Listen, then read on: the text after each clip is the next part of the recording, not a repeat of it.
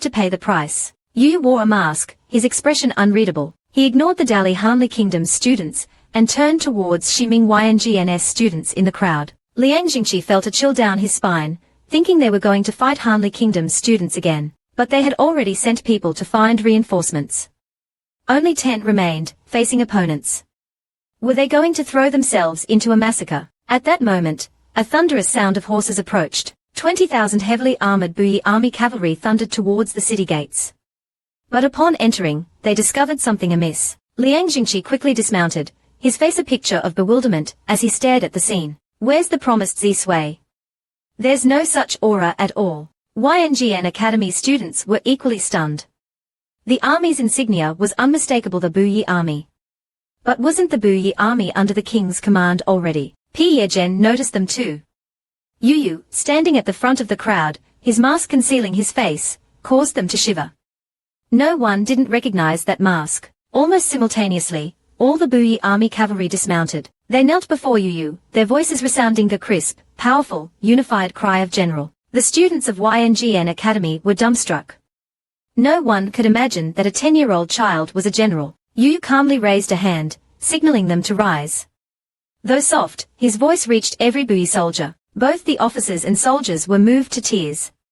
They had endured countless battles and sacrifices, hidden from the world for years. Whenever evil arose, they were always at the forefront, silently bearing the burden. But every soldier longed for their army to be recognized and celebrated. Yinyou understood their aspirations. The time had come to reveal everything.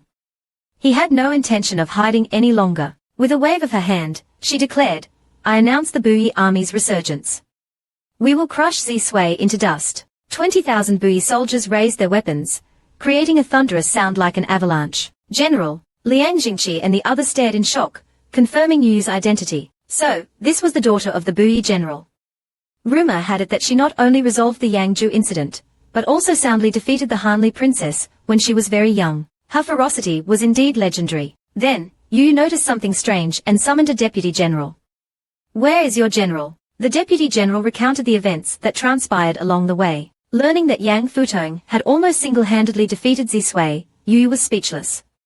But it was also a good thing. With this breakthrough, Yang Futong had become a Qianjing expert. Thus, the Buoy Army now had 2 Qianjing powerhouses. Initially, he saw a girl. He wanted to marry her. Yinyou directly rejected him. Goodness. I'm not gay. After Yinyou and his father relocated the city's citizens, he planned to investigate the Zisui stronghold. He thought that Zisui had only killed half of the people, leaving the other half untouched, perhaps waiting for a stronger opponent. Yinyou intended to wait and see what kind of powerful ghost would appear. Upon entering the Zisui stronghold, the place was filled with people. Seeing him enter, everyone stood up nervously.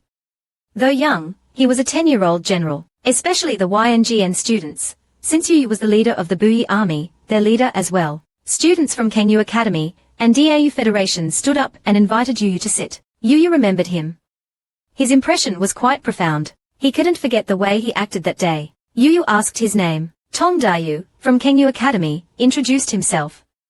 My name is Tong Dayu. I'm a student of Kangyu Academy, and I follow the general to kill ghosts. Yinyou chuckled. Not bad, not bad. But next time, don't act like a playful little girl. Tong Dayu was so embarrassed he wanted to disappear. Afterward, Yinyou intended to go upstairs to find a seat, but saw Liang Jingqi standing there stiffly. He didn't seem to recognize her from their previous meeting at the stronghold. A thought struck her.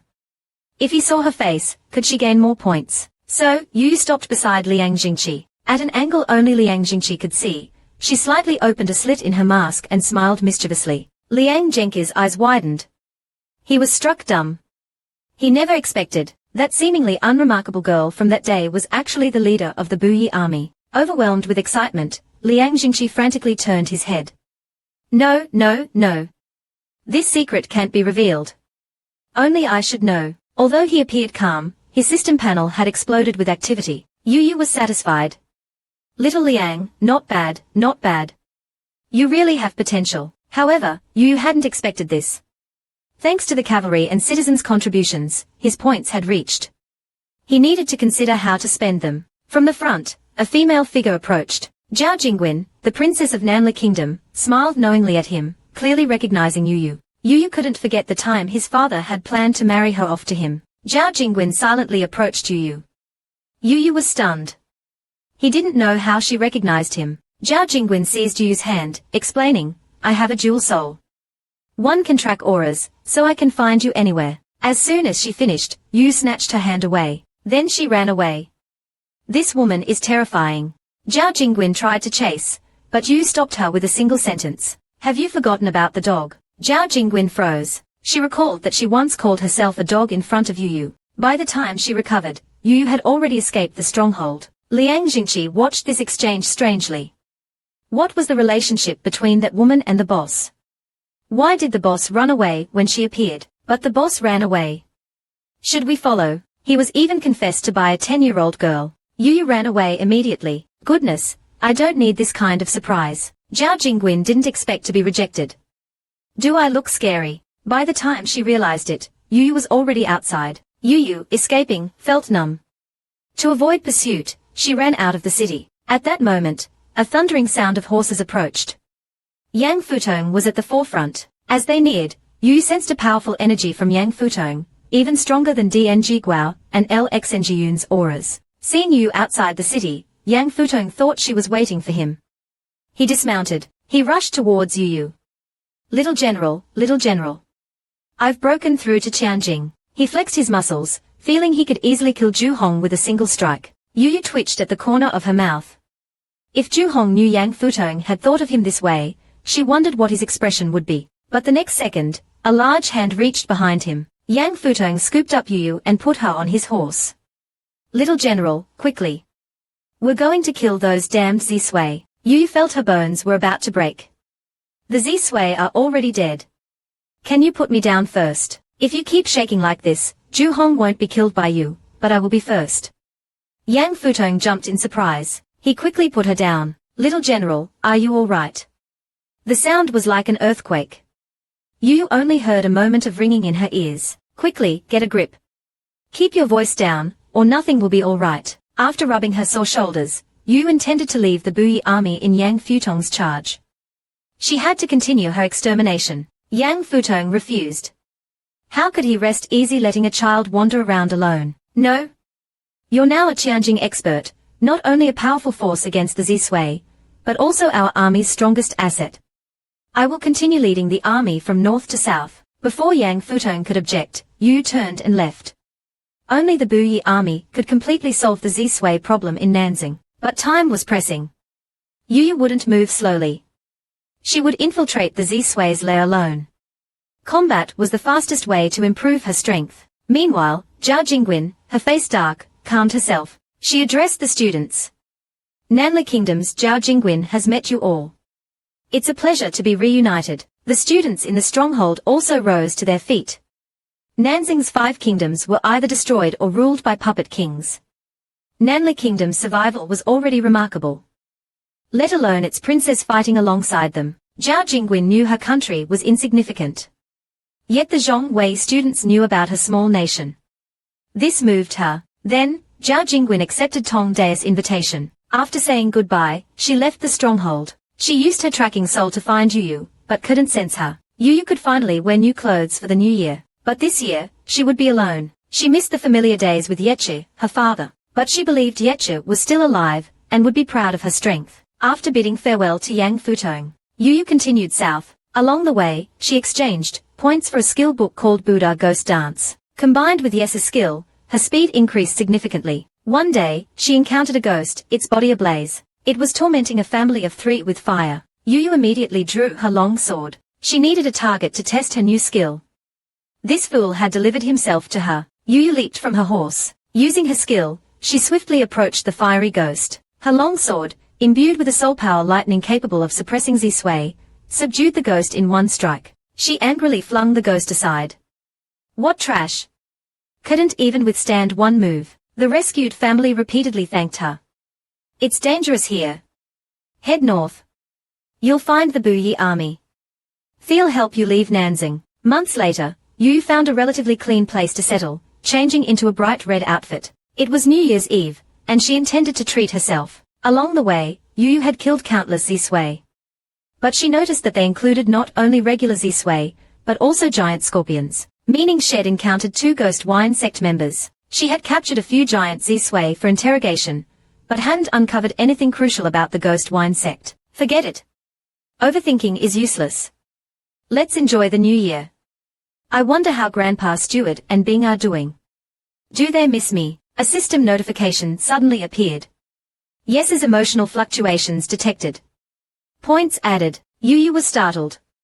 Her roasted meat fell from her hands. Luckily, she caught it quickly, saving her dinner, but her hands were scalded. Goodness. You scared me on New Year's Eve. Meanwhile, in the central palace of Longdo, a window suddenly glowed. Everyone was shocked. The young master has awakened. He hasn't been in seclusion for long, but soon, the light disappeared. Inside the room, Yinyou sat on a mat, his voice barely audible in the darkness. His shining golden eyes were fixed on a piece of broken silver. It was the lucky money Yinyou had given him years ago on New Year's Eve. He had kept it carefully. It's New Year's Eve for humans. I wonder how that brat is doing. Yinyou ate roast chicken, watching Yes's emotional fluctuations on her panel. He was alive. Yinyou laughed happily. Old dog Yinyou. No matter where you are, I'll find you. Then, a thunderous sound echoed from the southern sky. Z-Sway were flying towards her. Yinyou calmly cleaned her oily hands. Oh, they are coming to celebrate the new year with me. Rotting corpses lay everywhere. A girl sat among them, eating. A rat scurried past. The girl thought sadly she'd missed a meal. She hadn't eaten meat in a long time. Yinyou had spent days exterminating Z-Sway, seeing nothing but ghost energy. Countless Z-Sway charged towards her, a black tide. Yinyou didn't flinch. She instantly unleashed her sword skill, trapping miss technique, the sword light soaring into the sky. Simultaneously, she activated her soul power, Thunderbolt Millions. She had developed it over 10 days. Sword light and lightning converged, illuminating the sky. It transformed into countless tiny sword shadows, combining swordsmanship and soul power. The Z-Sway didn't even have time to react before they were instantly killed. Yinyou looked at the scene with satisfaction. The combined skills power was astounding. Months later, Yinyou sat amidst a pile of Z-Sway corpses, scratching her head. Her swordsmanship was superb, but her Buddha ghost dance skill remained at the beginner level. A rat scurried past Yinyou. Yinyou felt aggrieved. Z-Sway were everywhere. 4 miles, there wasn't even a bird. She hadn't eaten meat in ages. Suddenly, a bright light flashed in the sky. Yinyou thought it was food, looking up, but she saw Doran Judio, whom she hadn't seen in a long time. Why was he here? Shouldn't he be with Grandpa Stewart? Doran Judio saw her and swooped down, landing before her. He was sent by ZHNGJNGSHN with a message. Yinyou patted his head. He then took 2 letters from under Doran Judio's feathers. One was from the Anbu department, detailing matters at the Imperial court, and about Shengen's Yan Chling. After reading, Yinyou opened the second letter from Grandpa Stewart. It was filled with his concerns. Yinyou truly considered him her grandfather. Reading the letter, Yinyou twitched her mouth. Bing wanted to run away again. He probably wanted to find her. Taking out a branch, she wrote a reply on the ground. Giving the letter to Doran Judio, she warned, "Tell Bing to come find me, all right." Doran Judio nodded, his wings preparing for flight. Suddenly, a thundering sound approached. Another wave of Z-Sway emerged. Doran Judio's eyes sharpened. With a cry, he took flight. A huge sound echoed above the Z-Sway. His wings whipped through the air, countless Z-Sway falling. He shredded the Z-Sway's bodies, but the Z-Sway were undeterred, charging forward. Doran Judio was frustrated and prepared to attack. Yinyou reminded him, only fire can suppress the Z-Sway. Take this letter back. Don't worry Grandpa Stewart. Doran Judio burst into tears. Was he only fit to deliver messages? The terrifying mask meant more suffering was coming. Yinyou unleashed her sword skill, hoping that the powerful lightning would strike the sky. It transformed into countless lightning strikes, piercing the Z-Sway. Countless Z-Sway were instantly annihilated. The sound of horses approached. Yang Futong and the Buoy Army, after eliminating many Z-Sway, finally reached Guyujian. Seeing Yuyu's amazing display, his eyes lit up.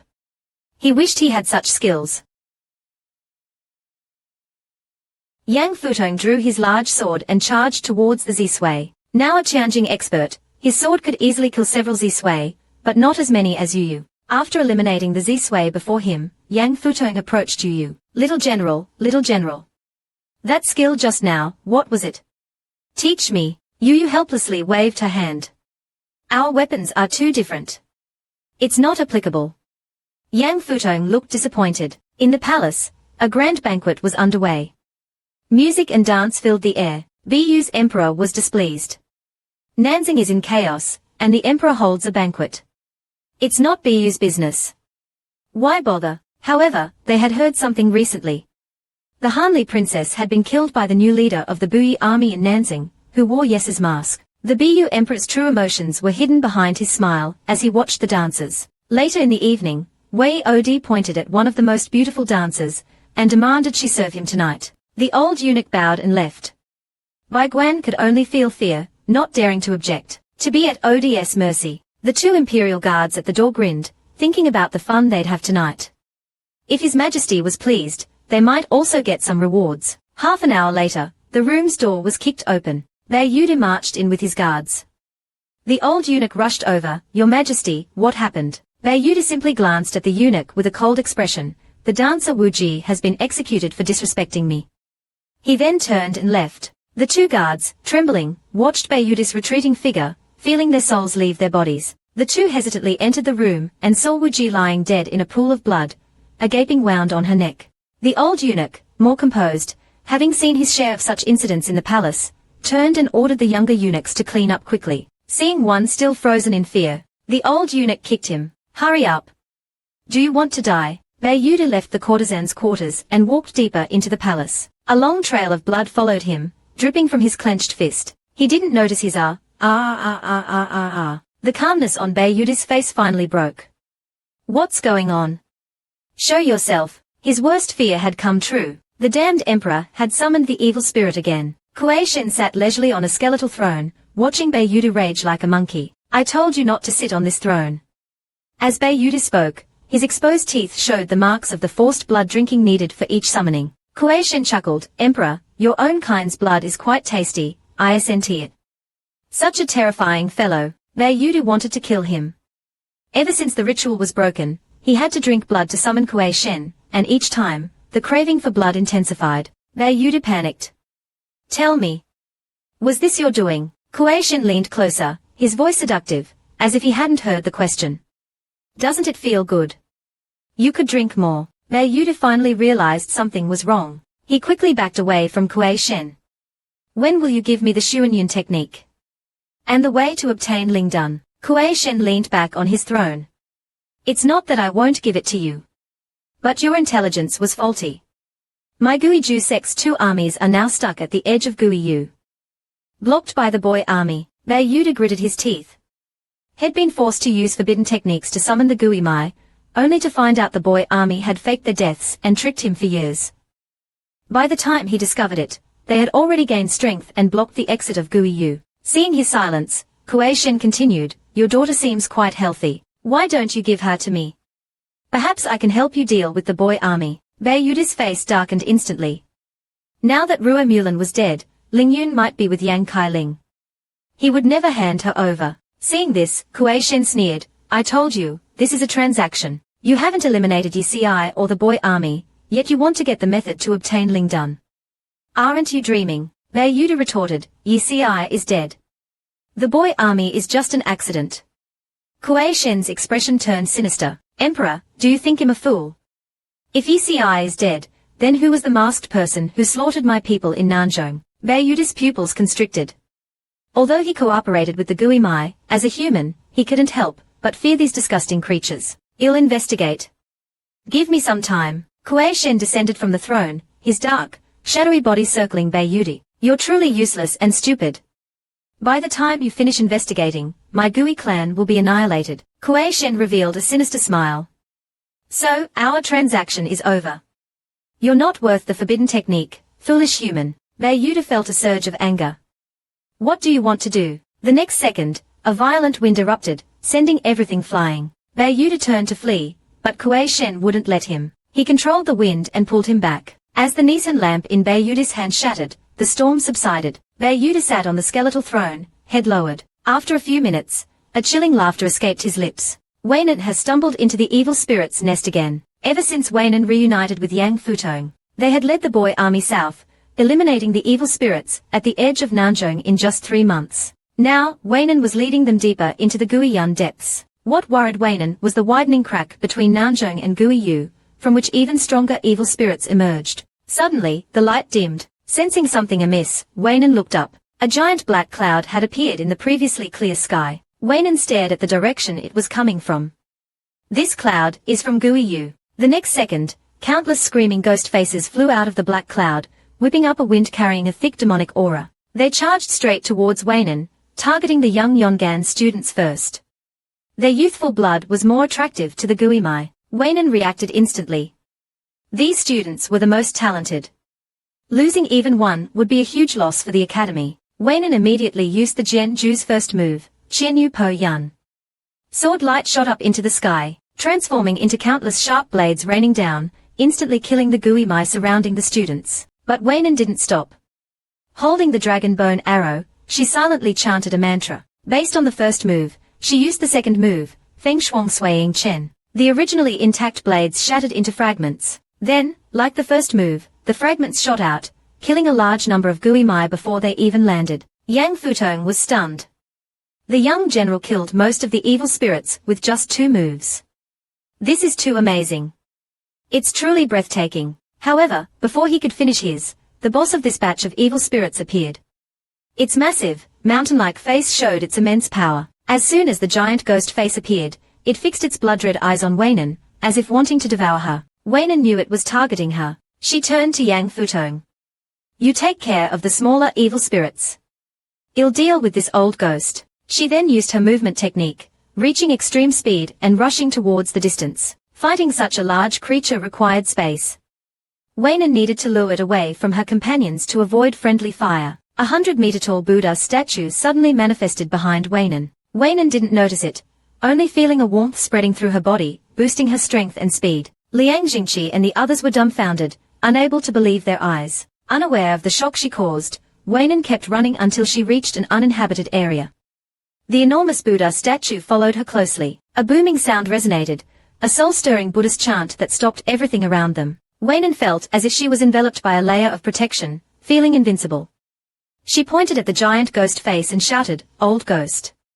Come down and die." The enraged ghost face let out a piercing shriek. A nascent living Buddha, summoned by a mere human girl. Even the leader of the Guimai had to acknowledge Weinan's power. With the living Buddha's protection, Weinan became even more arrogant. Old ghost. Come down and die. The ghost face was enraged. It had never seen someone so eager to die. A dark-robed figure shot down from the ghost face, its eyes filled with killing intent towards Weinan. Weinan glanced at the system panel, noting the name Zhiming. A smirk appeared under her mask. Interesting. Seems to be at the Qianwu realm. Not too bad. However, Weinan didn't dare underestimate him. A Qianwu realm Guimai was stronger than a human of the same realm, and its strange energy fluctuations could easily trap someone careless. Caution was necessary. Weinan put away the dragon bone arrow and took out her soul weapon, the Shushen Lian. It had been a while since she encountered such a strong enemy. This would be a good fight to test her limits. This Qianwu realm old ghost's abilities seemed to be sound-related. It let out a sharp shriek, and countless ghost shadows appeared, quickly surrounding Weinan. They emitted a piercing screech, causing a momentary lapse in Weinan's mind, but it was quickly broken by Weinan's strong mental power. Nice try. Sound-based attacks won't work on me. She infused the Shushen Lian with young energy. At the same time, the giant Buddha statue behind her raised its large saber, mirroring Weinan's movements. As Weinan swung the Shushen Lian at the ghost shadows, the Buddha statue also slashed with its saber. Seeing his attack easily countered, the old ghost was furious. His body quickly transformed into black mist, forming a sharp black claw, and lunging towards Weinan. In a flash, Yuyu was trapped within a black, spherical object. Everything Yuyu saw was black, save for the electric sparks flickering from the Shushen chain in her hand. Just as she was contemplating her next move, the Buddha statue outside the sphere emitted a warm hum, a faint Buddhist light emanating from its body. It tore a gash in the Lao Gui's black sphere from the outside, and light poured in, dispelling the ghostly chi surrounding Yuyu. The Buddha statue then formed a single-handed mudra, chanting the powerful words of the Amitabha Buddha Sutra. The residual sound waves struck Lao Gui and countless low-level Z-sway, causing splitting headaches. Yuyu realized the Fogi Wuji Shenfa provided an additional buff, manifesting a giant Buddha to fight alongside her. These, Jiffen were totally worth it. Yuyu thought, System Daddy, I love you. Now it's my turn to counterattack. Lao Gui, just you wait. Yu Yu flung the Shushen chain upwards, sending it through the opening in the sphere. Without hesitation, she unleashed the powerful Lei Qianying attack. Countless thick lightning bolts blasted out from the crack, striking the Lao Gui hiding behind the black sphere. The Lao Gui revealed its true form. What the hell is this kid? Lightning and a Buddha statue. How can I fight this? It turned and fled without a second thought. Damn liars. They said it was a normal legion and low-level students. It had seen a ghost, but instead of fear, she said she wanted to take him home. The Lao Gui was terrified. She controls lightning and summons a Buddha. If him taken back, they'll be tortured to death. It turned and ran without thinking. Using its Qianwu realm strength to the fullest, it tried to escape Lao Yu, but Yu Yu wouldn't let it. She quickly retrieved the Shushen chain, her sole weapon. Don't run. I'm not done with you yet. With that, she charged the chain with terrifying lightning power. The Lao Gui was stunned. In the blink of an eye, she was behind it. The Lao Gui's mind raced, recalling its two previous close calls. Countless lightning bolts flashed across its body, blinding light accompanying its painful screams. In a single strike, the Lao Gui lost half its life. The pain slowed its escape. It was truly afraid. Am I really going to die here today? As soon as that thought crossed its mind, its neck was ensnared by the Shushen chain, pulling its body down. Yu Yu gripped the chain, intending to pull the Lao Gui down for a closer look. With a slight tug, she heard a snap. The Lao Gui's head was ripped off by the Shushen chain. Then, the body turned into watery ghostly chi, rapidly dissipating into the air until only a pair of old pants remained. Yu Yu was dumbfounded. She hadn't meant to do that. She really hadn't expected the Shushen chain to be so powerful. As the Lao Gui's remains fell to the ground, Yu Yu collapsed, exhausted. Although she had defeated the Lao Gui, she was drained. The Foggy Wuji Shenfa buff comes at a price. I should use it less often in the future, was her last thought before losing consciousness. Meanwhile, the Yonggan students anxiously searched for Yu Yu. Xiao Jiangvi had run too fast for them to keep up.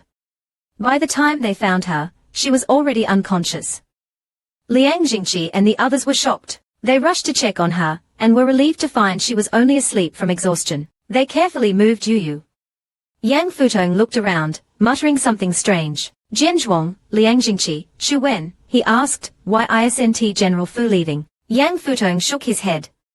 Nothing, just wondering where the Lao Gui's body is. Liang Jingqi pointed to the old pants on the ground. Are you talking about this? Yang Futong's jaw dropped.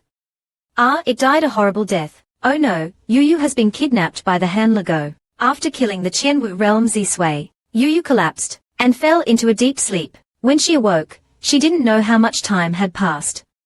The unfamiliar surroundings made her alert. She sat up and looked around.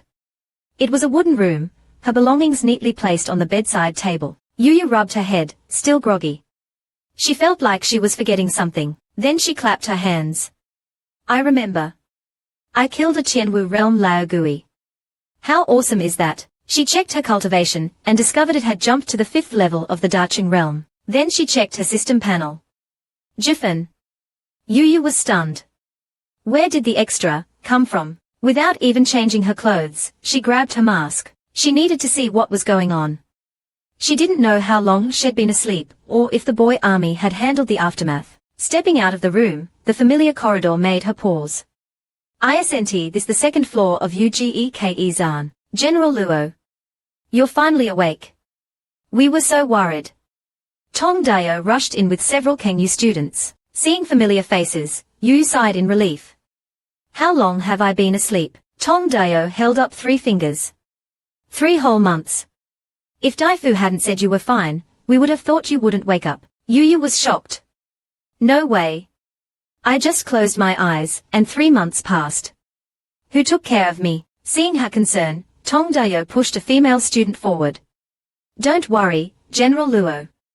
This student has been washing and changing your clothes. Yu nodded. Thank you, Xiaonyangzi. Tong Dayo cringed inwardly. He knew why Yu called him Xiaonyangzi.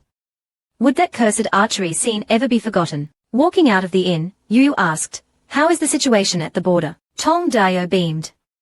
Of course, our side won a complete victory. Our troops have those Zisui completely surrounded. He pointed to the sky. Look, how bright the sky is. There's no trace of Zisui Qi here. Looking up at the sky, Yu nodded with satisfaction. It seemed everyone's cultivation had improved.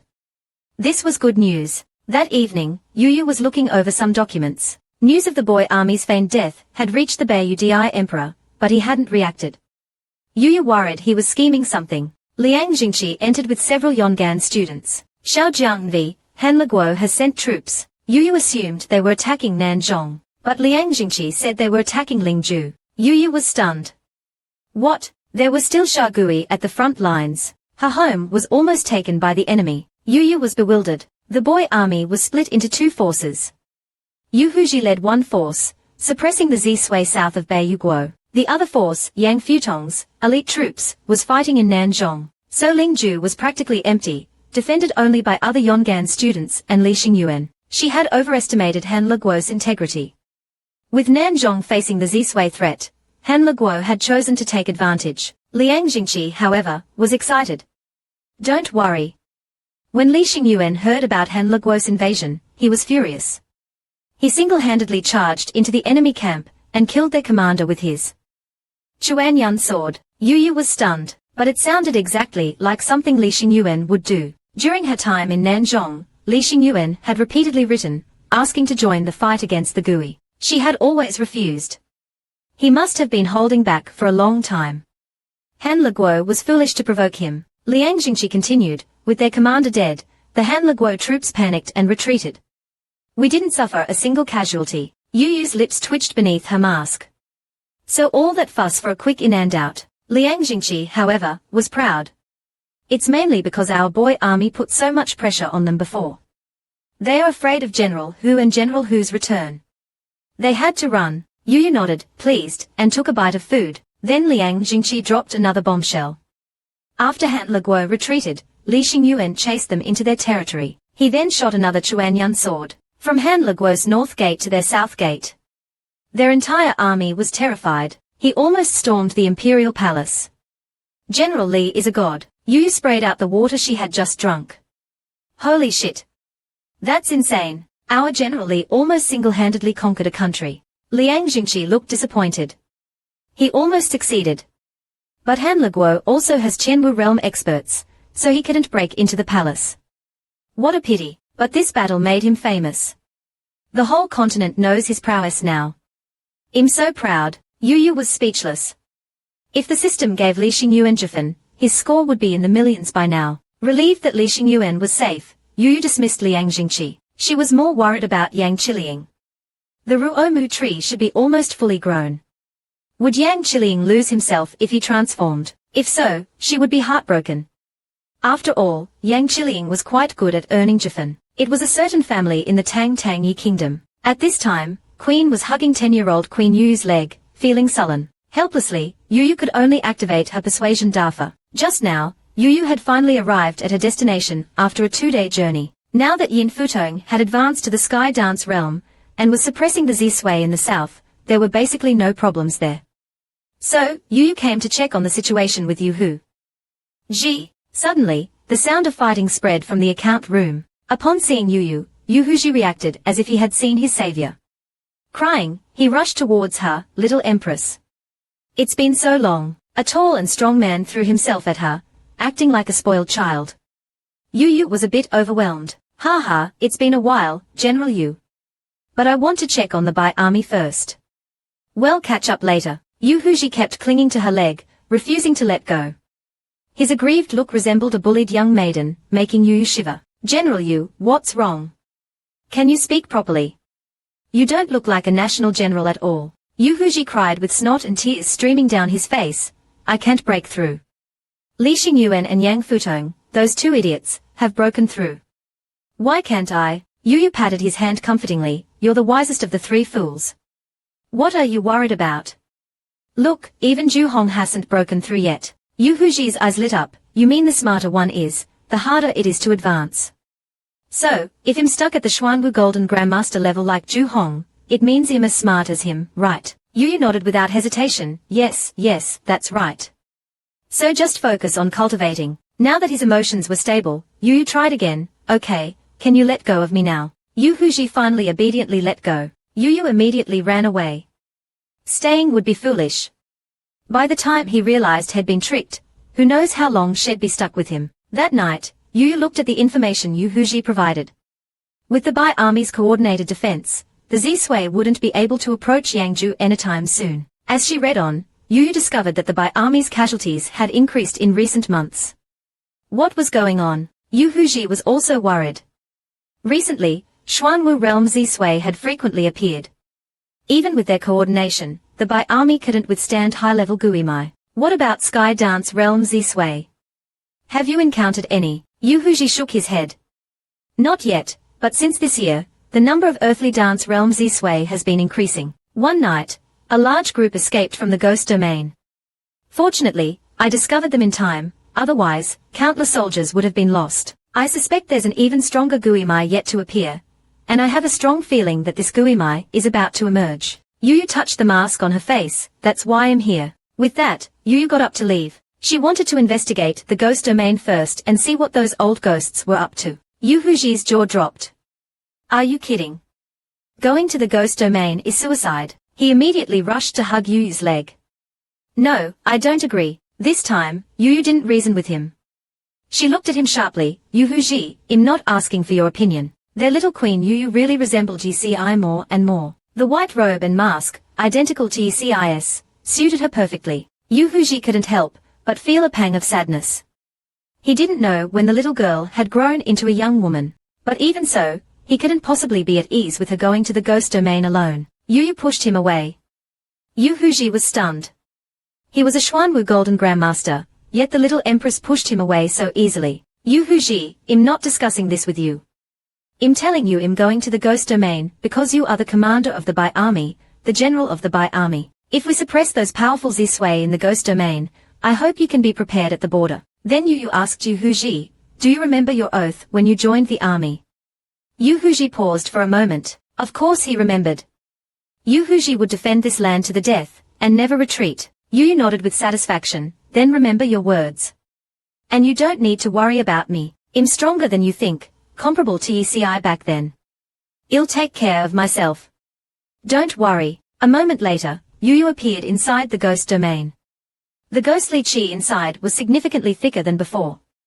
The Zisui were indeed planning something big. As Yinyou walked deeper, she recalled what ECI had told her years ago. Back then, ECI had explained the formation and special properties of the ghost domain. The space within the ghost domain was distorted and folded. Once inside, even high-level cultivators could easily get lost. Thinking of this, Yinyou asked the system which direction to take to find the Kuei clan's base. The system prompted that direction positioning would cost merit points. Yinyou confirmed without hesitation. After the system successfully deducted the points, an invisible arrow appeared at Yuyu's feet, guiding her. Yinyou was speechless.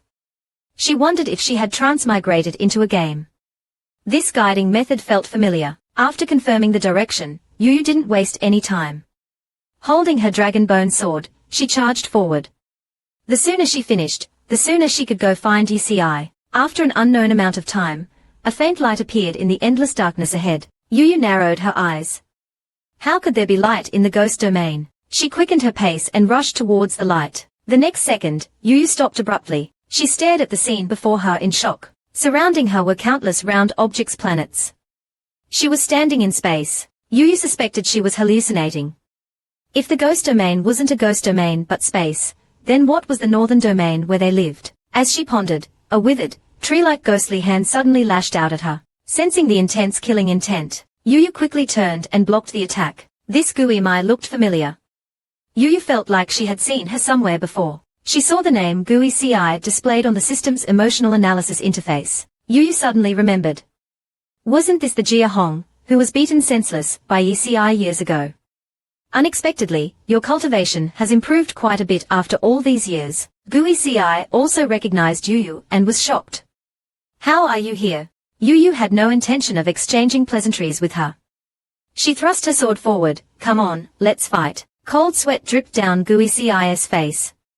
How could she breathe in the vacuum of space? Yinyou asked seriously, is the ghost domain actually in space? Just as she was lost in thought, another ghostly hand lashed out at her. Fortunately, Yinyou reacted quickly and blocked the attack. Oh, isn't this Kuei Sai? Long time no see.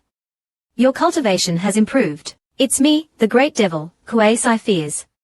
How can a human be here? Without another word, Yu thrust her Qingyu Po Yang sword at Gui-ci, feeling the faint pressure coming towards her. Kuei-sai was shocked.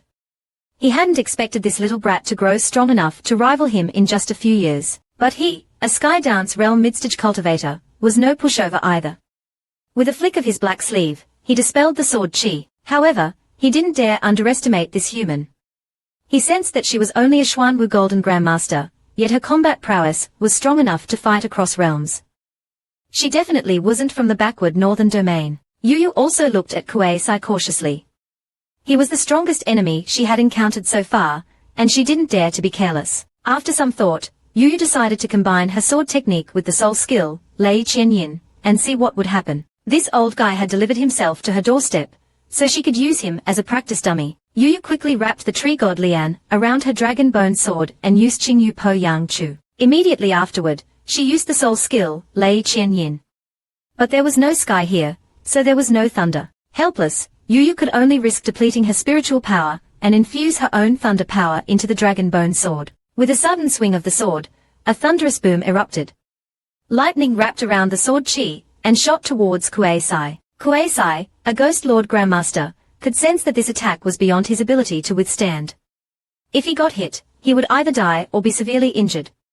He could only dodge it desperately. He couldn't understand why both Yi and this girl looked human, but their bloodlines were unfathomable. One was more abnormal than the other. It was best to run away first. How could Yinyou let him escape so easily?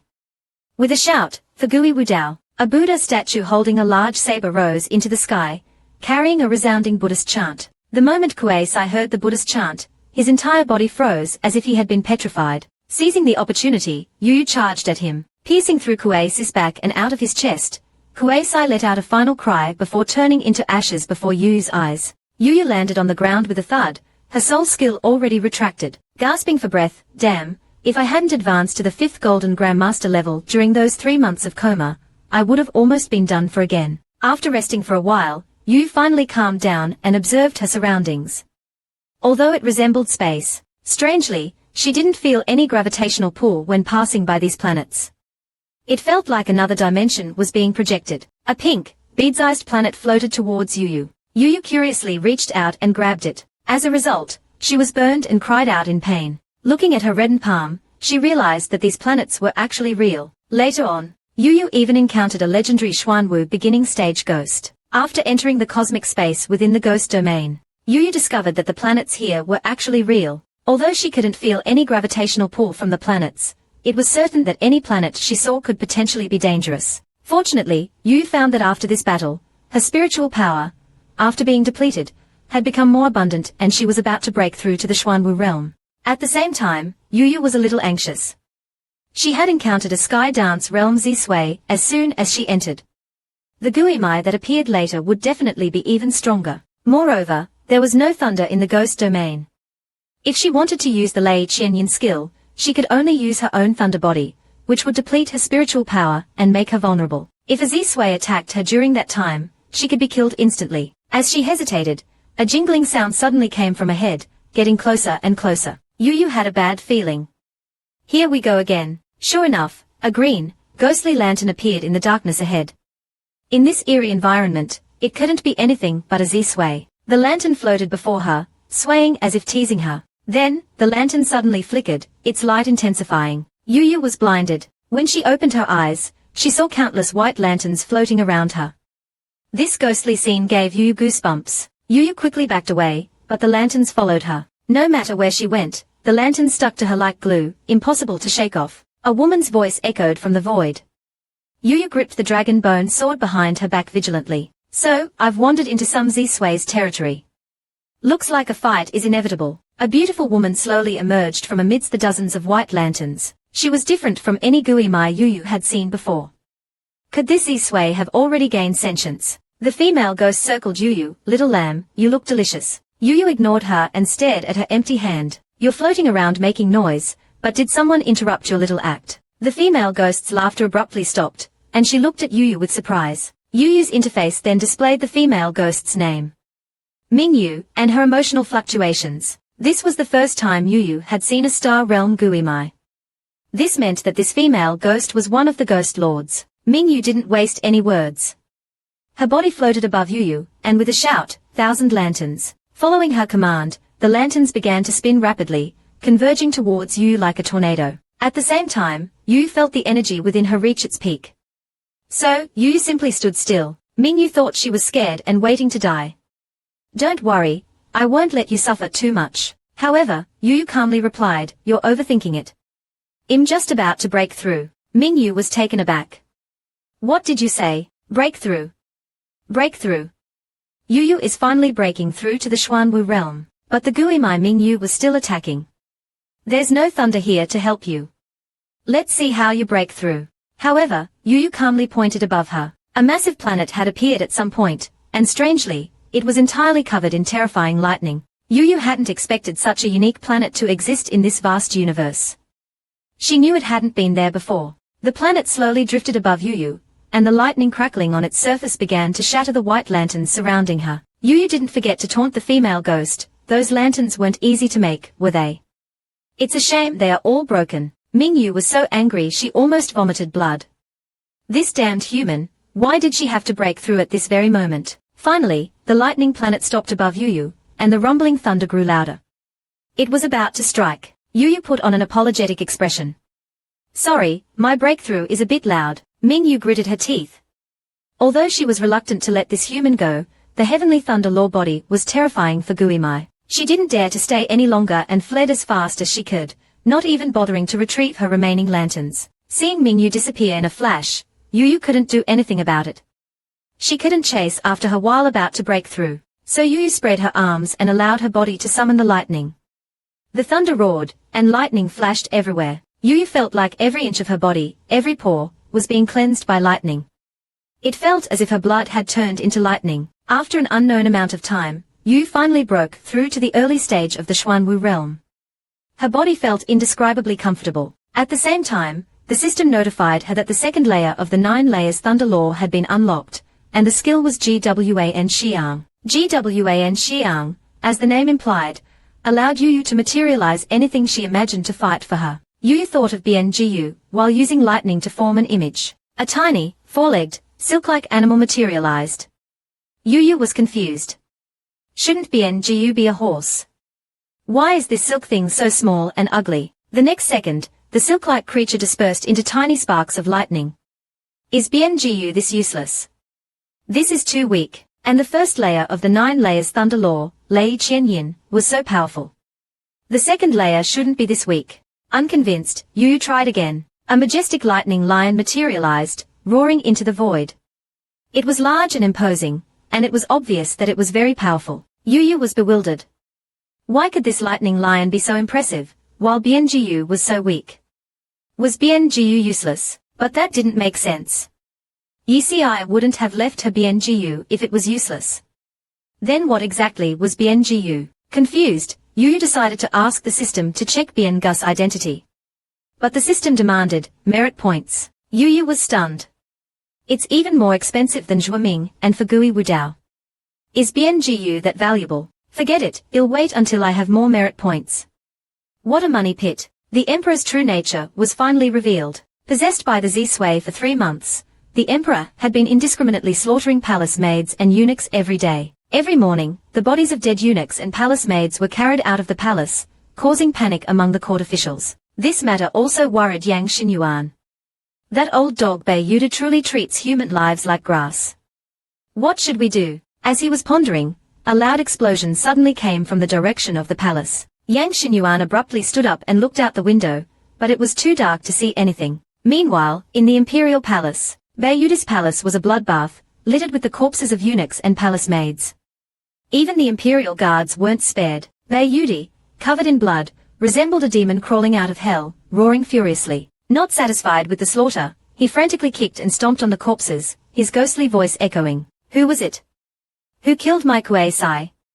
I'll tear him apart. I must tear him apart. Then, Bei Yudi's consciousness briefly returned. Seeing the carnage, his face paled. He stumbled and fell to the ground. Damn it, Gui-sai, you're crazy. Why did you kill everyone? Then, control of his body was seized by Guisai again. He stared at the blood on his hands. When you capture Lingyun, you'll have a reason to wage war. With that, he staggered out of the palace. It's time to visit your precious daughter. Moments later, the main gate of the Shengong Lord's mansion was kicked open by Beiyudi. His voice, a mixture of Saya's ghostly tone and Beiyudi's, echoed, Lingyun, father is here to see you. Come out and let me have a look. The members of Lao Liu, whom Yu had arranged, had been waiting here for some time. They immediately attacked Beiyudi. However, how could they, at the Xuanwu realm, be a match for Beiyudi, who was at the Qianwu realm? With a single wave of his hand, he killed them all. Zhu Hong, who had also arrived, shot countless hidden weapons at him. But even though he was a Xuanwu Golden Grandmaster, he was still a whole realm below Beiyudi, a Qianwu Golden Grandmaster. Beiyudi simply flicked his sleeve, deflecting all the hidden weapons back. 2 hidden weapons pierced through Zhu Hong's body, instantly incapacitating him. Jian Kailing, hiding behind the door, watched the scene in horror, not understanding why his father had suddenly gone berserk and killed Lao Liu. Zhu Hong, using his last bit of strength, shouted at Jian Kailing, run. Beiyudi is dangerous. Beiyudi impatiently kicked Zhu Hong. Only by getting rid of this much can Lingyun be mine. Then, Yang Kailing, overcome with grief, burst out of the room, her body emitting a green glow. I won't let you kill Lao Liu. They are good people. Father, what's wrong with you? Beiyudi stared at the vibrant life force radiating from the green glow. As expected, Lingyun was in Yang Kailing's body. Beiyudi reached greedily for Yang Kailing. Lingyun, come here. Come to father. Towards the end, his voice, half human and half ghost, turned into an almost insane moan. Yang Kailing screamed and backed away. Stay away. Stay away. Im revived. Ruo Mushu was finally revived. Beiyudi, possessed by the Guimai, stopped in his tracks, and seemed confused before reaching for Yang Kailing, who was now Ruo Mushu. Yang Kailing retreated repeatedly, unable to understand why her father had become this inhuman, ghostly monster. Just as Beiyudi's hand was about to touch her, suddenly, with a pa sound, a green branch lashed out and struck Beiyudi across the face. The seemingly light strike sent the Qianwu Grandmaster Beiyudi flying. Beiyudi was stunned. Damn you! You dare hit me! Every time he tried to stand, the green light transformed into more branches, firmly binding him. Simultaneously, more and more green lights flickered behind Yin Kailing. Subsequently, the green net accelerated its constriction, forming a tree trunk in front of Yin Kailing. Countless roots tightly bound Yin Kailing, extending towards the depths of the earth, his life force rapidly dissipating. Zhu Hong, beside him, soared into the air, his body visibly merging with the sky. Yang Kailing stared blankly at this scene. Was this the weak wood tree the great demon spoke of? At this moment, he seemed to understand something. Yang Kailing walked towards the large tree, extending a hand, murmuring, Yin Kailing, weak wood tree. The moment his palm touched the tree trunk, countless roots sprung from the ground, enveloping and enclosing it. Yin Kailing's energy surged from the tree trunk. The originally snow-covered land gradually thawed. Withered flowers, grass, and trees grew at a visible speed, even blooming flowers. The entire land instantly revived. Kuei Shen, controlling Beiyudi's body, went mad, the roots tightly binding him. A pained groan escaped Beiyudi's mouth. It's too late, too late. Beiyudi within, fiercely glared ahead. What is this tree? Kuei Shen, you've been hiding something from me. However, Kuei Shen, frenzied, burst from his body. Blood, congeal blood, kill quickly. Yang Kailing transformed into a forest, standing within the tree trunk. He calmly watched it. Ancient divine whispers emanated from his mouth. He closed his eyes, ignoring the mortal realm. At the edge of the ghost domain, Yu unexpectedly found nothing after breaking through. Did his upgraded lightning magic obliterate them all? This was too exaggerated. A beam of light suddenly descended from the heavens, striking him. Yu's entire body was bathed in this strange light, and his cultivation instantly soared from the Xuanwu realm to the Xuanwu Grand Array. Yu was astonished. Didn't I just break through? My cultivation increased so much after exiting the ghost domain. What is this light pillar? The system detected his cultivation, and informed him that the light pillar was the merit power of the Ruomu tree's growth, and not just Yu's. All the auxiliary army commanders received varying degrees of merit power. Yu understood. The Ruomu tree finally grew. Does this mean I can soon see Yi Ci finally reappeared below. His first priority was to find his beloved Xiao Bu Di in the human world. It turned out Yu's breakthrough was related to Yi's efforts. The Ruomu tree connected to Xinjie within Yang Kailing finally matured. Therefore, when the Ruomu tree's merit power washed over Yang Kailing, Yi, in seclusion, instantly awoke. Finally, I can see you. Simultaneously, the major clans on Dragon Island excitedly ran out to celebrate. Our young master has achieved great merit. Incredible. However, Yi swiftly arrived beneath the Ruomu tree. He pressed his hand against the tree trunk, aiming for Bei Yu. Strangely, although he sensed the Ruomu tree's growth, he couldn't see the branch representing it, making direct teleportation to Bei Yu impossible. Zhu Juyin, behind him, yawned sleepily. It just took root. The branches haven't grown yet. Young master, why the rush? Yi's expression tightened. Even if rooted, if the branches hadn't appeared, could the Ghost Domain Center lead to Bei Yu? He remembered passages to the Ghost Domain Center existed in the other 3 domains. Zhu Juyin pondered. Theoretically, yes, but due to space-time distortions within and outside the Ghost Domain, forcibly entering might lead to being trapped for hundreds or thousands of years. Yi revealed had spent his years of seclusion comprehending time and space. Zhu Juyin instantly understood his intentions. Zhu Juyin grabbed Yi, who was about to depart for the Ghost Domain. Young master, what if you get lost? Don't worry, I won't get lost. If it's dangerous, I can return. I've been to the Ghost Domain Center. Zhu Juyin wanted to jump. Even so, don't go alone. We can go together. That's safer than going alone recklessly. Yi considered it. You gather the clans. I'll make preparations. Zhu Juyin was baffled. What preparations are you making? Within Bei Yu's palace, the frenzied Kuei Shen, controlling Bei Yu's body, slaughtered within the Imperial city, causing chaos. Unsatisfied, he targeted Bei Yu's army, intending to use the cultivator's blood to cultivate. The next second, Bei Yu appeared in Huangcheng. Citizens fled in terror. Bei Yu merely extended his hands, and countless black smokes erupted from his mouth. Transforming into ghostly hands, they seized the fleeing citizens, trapping them regardless of their struggle. Cheng arrived swiftly. He drew his sword, severing countless black smokes. Allowing the citizens to escape, he stood before Bei Yu. Bei Yu sneered at Cheng. With your insignificant strength, you dare to stop me. Cheng looked at the demonic emperor. He never imagined Bei Yu's 1,000-year empire would be destroyed by him. He was unworthy to be emperor. The demonic Bei Yu didn't care, clawing at Cheng. As if a ghost's cold face appeared. Zhong Qingshan, the butler, was killed by the demonic emperor. Because he was possessed by Kuei Shen, citizens fled in panic, rushing towards Cheng. In the chaotic crowd, Zhong Qingshan held Bian Gus's hand, protecting 2 small boxes containing Yu's favorite sweets. He anxiously worried for Yu's safety, hoping the chaos wouldn't affect him. Reaching the city gate, Zhong Qingshan saw Cheng confronting Bei Yu. Cheng glared at Bei Yu. Bei Yu's 1,000-year empire will be destroyed by you. You're unworthy to be emperor. This infuriated Bei Yu. For 30 years, Head schemed for the throne, summoning demons. To enhance his cultivation and seize the throne, Head killed all members of the previous Imperial family.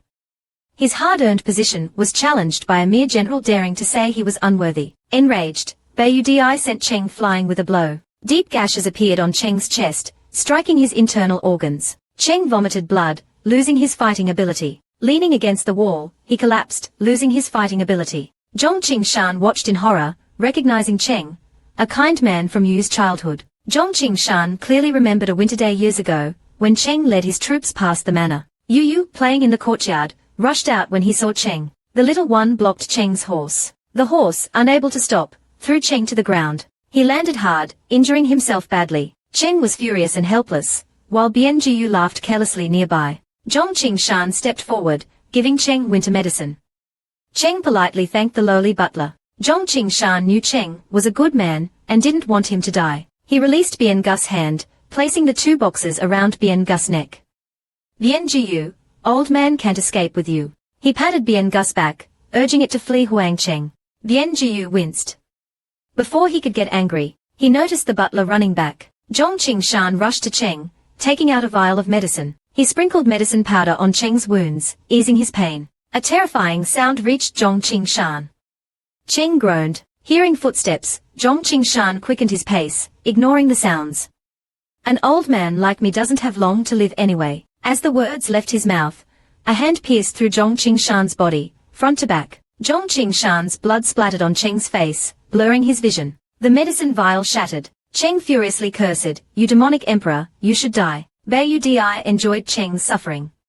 He liked watching their helpless rage.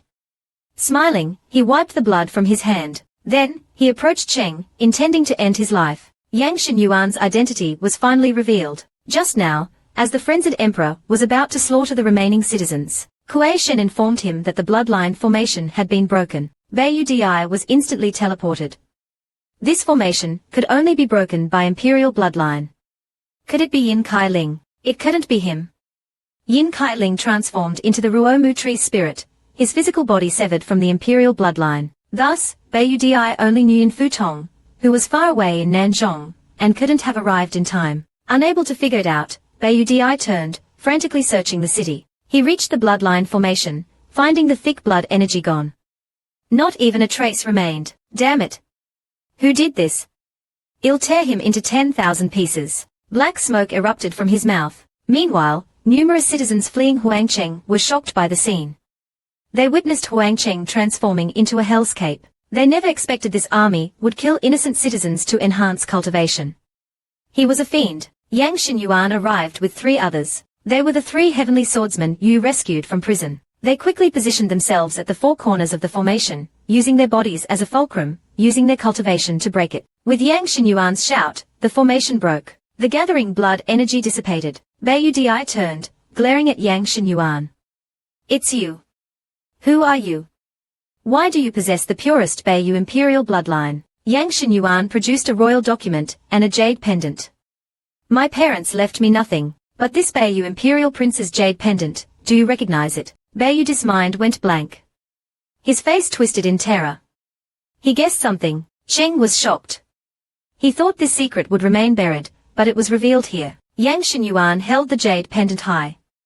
"I am Yang Xinyuan, son of Prince Yang Jun and the former Imperial Princess." The crowd erupted. They were thrilled.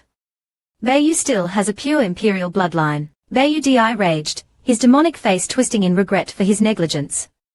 He hadn't eliminated all threats. Yang Xinyuan fearlessly declared, "Baiyudi, you murdered my family. Today, I'll avenge my parents." Baiyudi's black smoke lessened. "I'll tell you something, it was this bloodline formation that weakened my 7 souls. And this formation empowered the pure Imperial bloodline, meaning that you can't use the bloodline formation in this Imperial city." The 4 heavenly swordsmen spoke. "Baiyudi, today is your death knell." The heavenly swordsman taunted, "Kill us if you dare. Even if you do, the formation is active." Baiyudi lost control, black smoke intensifying. "Die, all of you." Yu witnessed his grandfather die. Yu finally broke down. Zhong Qingshan had risked his life to treat the injured Cheng, but the frenzied emperor pierced him. When Bianjiyu arrived, Zhong Qingshan was gone. Seeing the lifeless butler, Bianjiyu blamed himself. "Why didn't I protect Grandpa better?" Cheng was filled with self-reproach. As an emperor, he failed to protect his people, and even innocent people died because of him. Silently, he prepared Zhong Qingshan's body. He placed it on Bien Gus's back, securing it with ropes. "Bianjiyu, find your young master.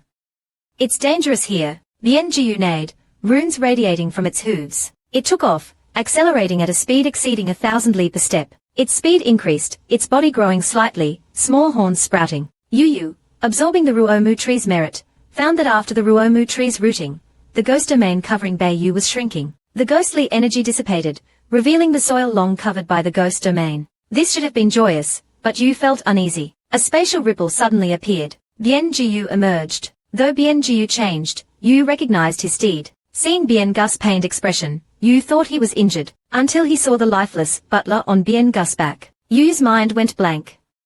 Intense pain filled him, threatening to shatter him. Yu collapsed. What happened? Why was it the butler? Baiyu's cultivation breakthrough failed. But what did that have to do with the butler? Yu's grief intensified, his tree spirit emerging. Yu was consumed by sorrow. Yu noticed a red glow on the tree spirit. It entered the lifeless butler's body. A majestic roar echoed. A firebird appeared. It silently stayed by Yu's side. Bianjiyu turned, neighing sadly. It laid down Zhong Qingshan's body. It ran to the firebird, taking a fire. It gently placed it on Zhong Qingshan's body. Yu watched, remembering his time with the butler. He was so kind. Yu grasped the tree spirit, his eyes blazing. He would avenge the butler. He flung the tree spirit, shattering the space around it. Sensing demonic energy on the butler, he knew the killer was nearby. The tree spirit soared, entering a passage. Only 2 small branches remained. In Huangcheng, Yangshan Yuan and others, trying to stop Beiyudis bloodline formation, were defeated. The demonic Beiyudi laughed maniacally. You dare to stop me? Yu, masked, emerged from the passage, witnessing the scene. Beiyudi was fighting the demonic roots. Beiyudi, noticing Yu, turned. Who are you? Why wear a leaf mask? Yu removed the mask. Seeing Yu, Beiyudi froze. Luo Yinyou, it's you. You hid well. Yu ignored him, throwing the tree spirit. It wrapped around Beiyudi's neck, then pulled hard. The demonic roots were ripped from Beiyudi's body. He screamed in agony. Yu threw the roots aside. The tree spirit possessed lightning to counteract the demonic roots. He wasn't afraid of Kuei Shen's escape. He drew the dragon bone sword, pointing it at Beiyudi. For power and the throne, you colluded with demons, killing imperial bloodlines and using citizens to cultivate. You cruelly killed my grandfather. A Buddhist aura emanated from Yu. You will pay for your sins. The surviving officials were astonished. Their emperor was a monster. Beiyudi showed no remorse, staring at Yu's Buddhist aura, ranting. I knew you had other cultivation methods. Why didn't you tell me? I'm the emperor. You should obey me. Yu ignored him, activating the 1,000-leaf sword style. Countless sword lights pierced Beiyudi. Each pierced his body, tearing him apart. He then used the second style, Frost and Shadow. The sword energy exploded within Beiyudi. Despite being severely injured, he didn't die, thanks to the heavenly martial scripture's resilience. Yu spoke, you have the worst talent. You don't even have a life soul. Beiyudi was enraged. This was his deepest shame. He attacked with heavenly martial scripture's peak speed, intending a close-quarters battle. Only the heavenly martial scripture's peak strength could withstand it. Yu dodged, activating his upgraded speed, avoiding Beiyudi's attack. He reached Beiyudi, wielding the dragon bone sword. The terrifying power shattered Beiyudi's body. Beiyudi's body dissipated. Everything froze. Only the heavy breathing remained. Everyone looked at him with a complicated mixture of respect, admiration, and fear. Unexpectedly, Kuei Shen actually fainted amidst the surging fear. The shattered wuthering spirit was dragging the several captured spirits. Hui Sheng laughed wildly, his body expanding unrestrainedly. You all deserve to die. It's over. Shueran, the biggest boss of Zisui Li, has escaped. Yu didn't expect that it was Kuei Shen, who had become the wuthering spirit. If he isn't stopped, all the spirits in the northern region will suffer. Kuei Shen laughed triumphantly, the explosive force instantly knocking over all the nearby commoners. Those who couldn't withstand the energy coughed up blood, some even directly crushed to death. Kuei Shen's expanding body, a black eye almost covering the entire sky below. Blame your emperor. He summoned me. You will all become my food. His words made the commoners run around in despair. Numerous cultivators stared blankly, wondering what kind of demon they had worshipped all these years. Yu had no hesitation. He came charging towards Kuei Shen, determined to stop him even though he had become a wuthering spirit. Kuei Shen found Yu truly insignificant, but he was still somewhat wary of the heavenly tribulation Yu could summon. Thinking of this, Kuei Shen blew a mouthful of ghostly chi towards Yu. The dense black mist quickly enveloped Yu, isolating him from the world. Kuei Shen laughed wildly, there's no sky in my domain. Let's see how you summon heavenly tribulation now. Yu felt like he had entered a ghostly realm, with no light, only endless darkness. In this case, he could only use his own lightning power. Yu quickly wrapped the crackling Shushen chain around his long yuan sword. Without using his soul skill, the second level of his lightning technique, Wanxiang Liting, burst out of Yu's body. Transforming into a lightning dragon, it charged fiercely towards Kuei Shen. At the same time, Yu used his soul skill, Foguwu, to its fullest, a giant black-faced Buddha statue appearing behind him. Kuei Shen didn't expect this human to be able to condense lightning himself. This girl was too dangerous. If she were allowed to grow, there would be no place for their Zisui Li in this world. Kuei Shen roared, opening his large mouth and spitting out a head-sized black ghost pearl that shot towards Yu. Fortunately, Yu reacted quickly enough to dodge the attack, but the exploding energy made him keenly aware of the gap in their realms. However, he also realized that Kuei Shen wanted to keep him at bay. In that case, Yu needed to get close to him to have a chance of winning. Black flames burst forth beneath Yu's feet, leaving black lotus flowers in his wake as he ran. Seeing this, Kuei Shen condensed another ghost pearl in the air, even larger, and more terrifying than before. Just then, the originally closed eyes of the Buddha statue behind Yu suddenly opened, flashing with a divine light. Staring at the Buddha statue, Kuei Shen's body suddenly froze, as if immobilized. Seizing this opportunity, the lightning dragon struck Kuei Shen's body. Immediately after, Yu quickly wrapped the Shushen chain around Kuei Shen, sealing him with lightning that countered Zi Sui. Kuei Shen's aura instantly weakened by half. He roared in pain. Yu released the last of his lightning power into the Shushen chain, tightening it around Kuei Shen. Then he punched Kuei Shen with all his might. The Shushen chain shrank, crushing Kuei Shen's body into pieces. Kuei Shen, today is your death day. Yu finally avenged his grandfather. He not only defeated the emperor, but also killed the super Zi Sui. The surviving officials watched in shock, whispering, a year-old Xuanwu grandmaster, who can kill a wuthering spirit Zi Sui, there's only one in the world. Yu collapsed on the ground, exhausted. The gap in realm is indeed huge. It almost drained all the spiritual power in my body. The black ghostly chi finally dissipated. Feeling the spiritual power returning to the world, Yu finally breathed a sigh of relief. It's finally over. Now, the only remaining members of the royal family are Yang Xinyuan and Yang Futong. Bei Yudi is dead. I have to choose one of them to be the new emperor. As Yu pondered, Chixinghuo suddenly floated in front of him and bowed deeply. Hero of Bei Yu, General Luo. Yang Xinyuan also knelt down. Before her identity was revealed, she was a member of the Buoy Army, originally under Luo Yinyou's command. It was only right and proper for her to kneel. Seeing this, the officials also knelt down, bowing to the girl who could be their granddaughter. Yu's displayed strength had deeply convinced them. Yu looked back at them. He didn't want to be a hero. He just wanted to protect those he cared about. Looking at the bloodbath, Yu felt a deep sorrow, because even though he had defeated those who deserved it, his butler, Yi Ci, wouldn't come back. Elsewhere, the NGU searched Zhong Qingshan's burning body for something while Huyan Faniao flapped its wings, trying to extinguish the flames. However, its flames weren't ordinary fire and couldn't be extinguished. Watching Zhong Qingshan's body slowly burn, it worried, Master hasn't returned yet, and we've burned his body. Will he be so angry he plucks all our feathers? The NGU was extremely anxious. Even after leveling up, it still couldn't speak.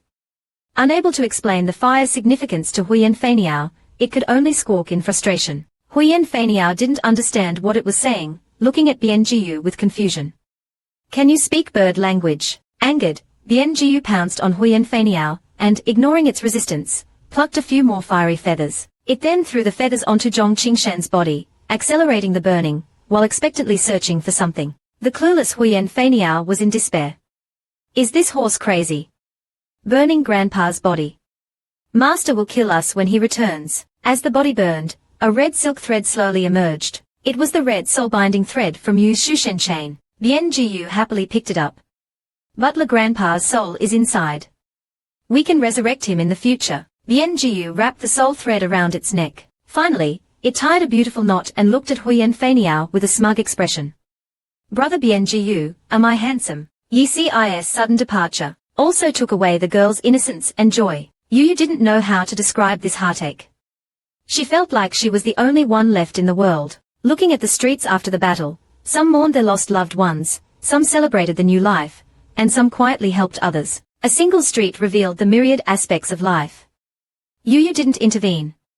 Everyone had their own life, and she couldn't control it. Alone, she arrived at the Shengong Manor.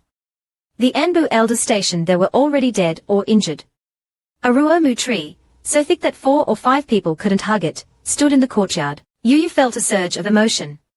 It's truly a divine tree.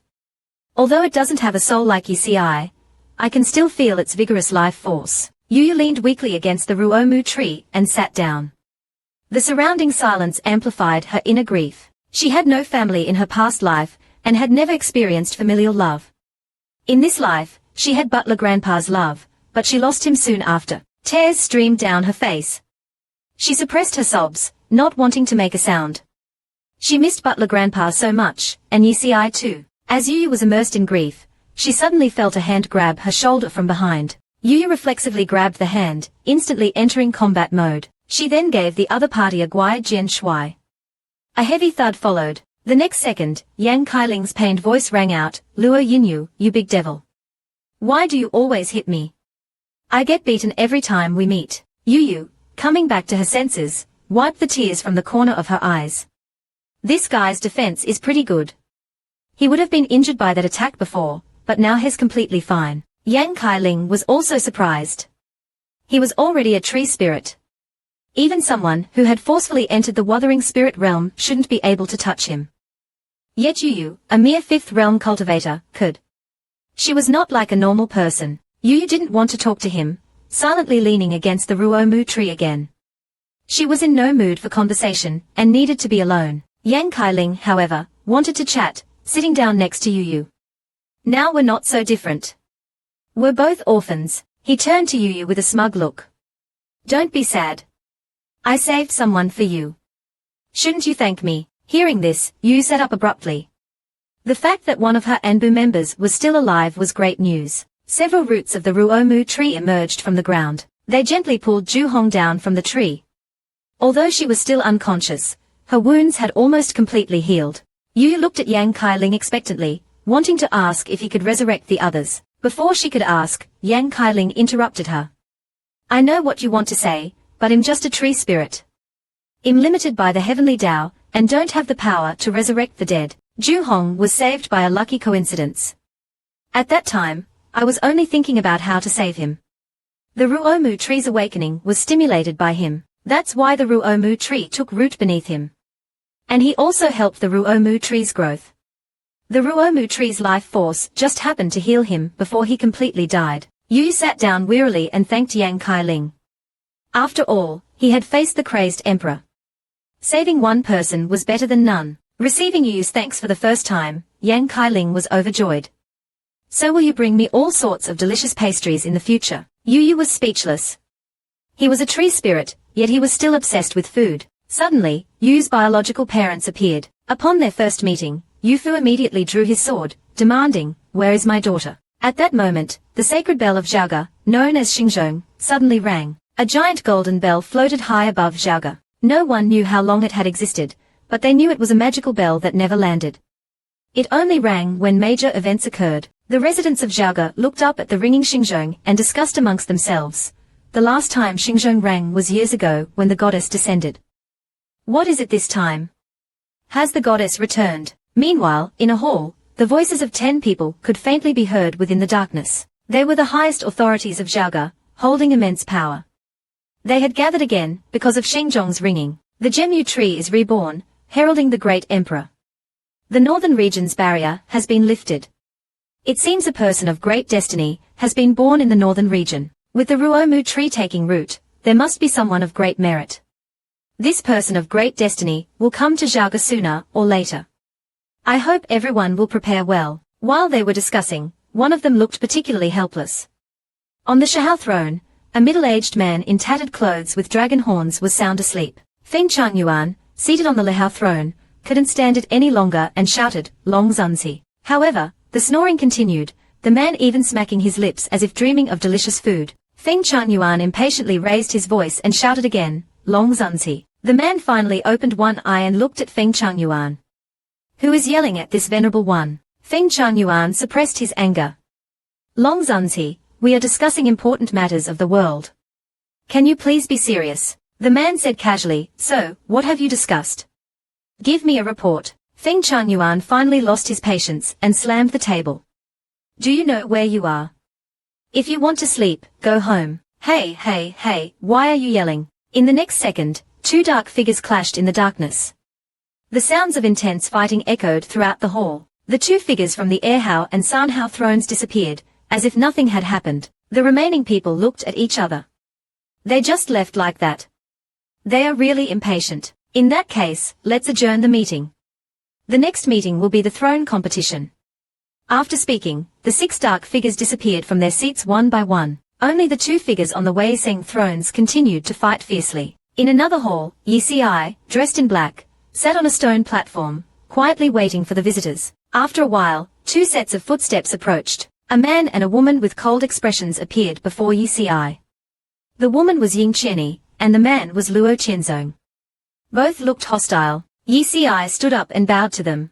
The 2 didn't stand on ceremony, and sat down on the stone platform. Young master of Long Island, what brings you to Zhaoge? I know you don't believe me, so I brought something.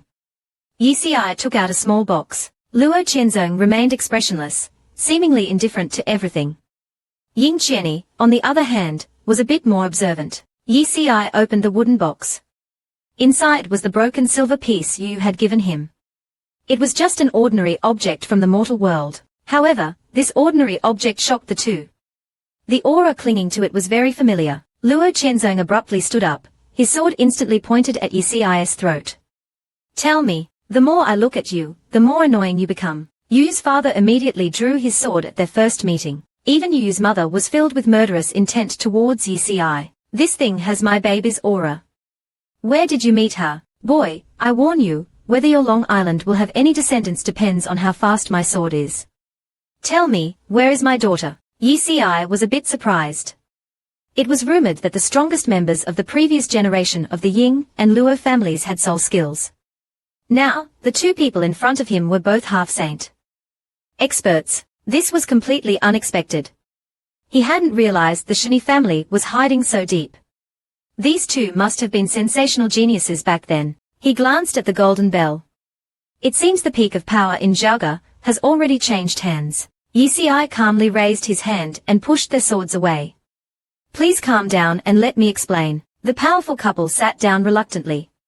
This reaction confirmed Yi's guess that they were indeed Yu's parents. Yi wasn't afraid of them. Although he was weaker than them, the Dragon Clan had the strongest physical bodies in the world. Moreover, the throne meeting had just ended. And his old man was nearby. After the three sat down, they talked for 3 hours. By the time Yi finished, Yu's parents were already in tears, filled with guilt and heartache.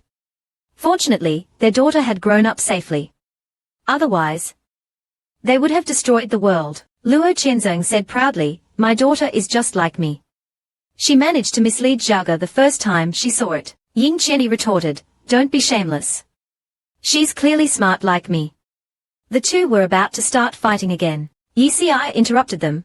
Although the Ruomu tree has taken root, its branches haven't grown yet, so we can't open the passage to the northern region. Also, Luo Yinyou has the Longsha stone seal. This news can't be leaked, in case someone uses it to threaten her. Luo Yinyou slammed the table angrily. If I find out who framed my daughter, it'll destroy their entire family. Fortunately, our baby landed in the Yinjigdi of Xiaolong. Otherwise, we might never have found her. Yi then told them that only the ancestor of the Shini family could create the Longsha stone seal. This needed to be investigated thoroughly. Luo Yinyou's face darkened, and he said with murderous intent, that old ancestor, even if I die, I'll drag him down with me. Yinyou was more rational.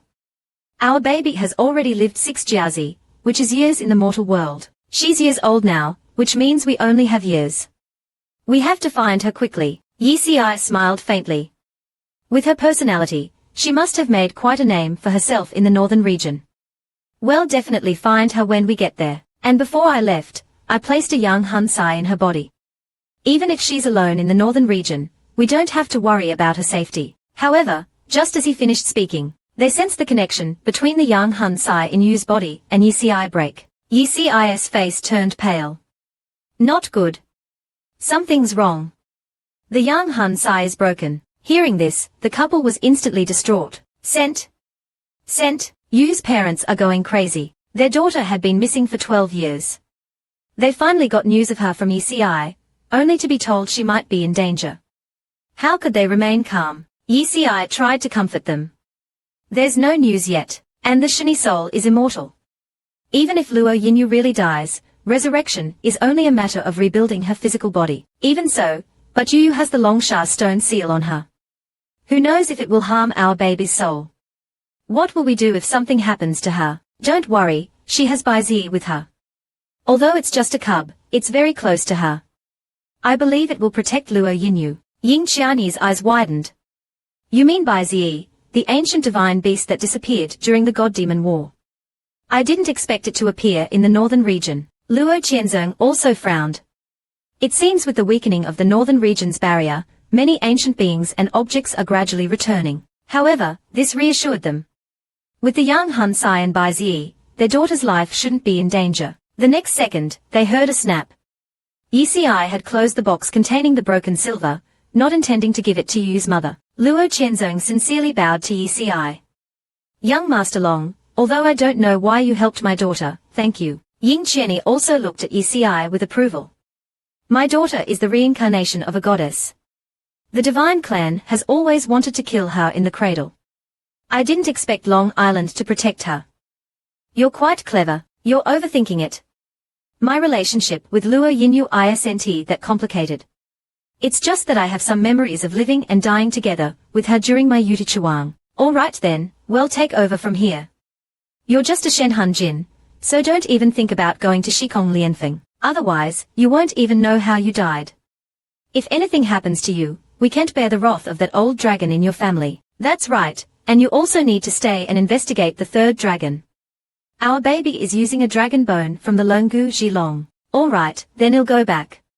Yi stood up to leave. He knew that entering Shikong Lianfeng at his current realm was suicidal. His father had sacrificed his lifeblood to give birth to him, the last Xuan man of the dragon clan. But somewhere unknown, another dragon was being tortured. How could he not be furious?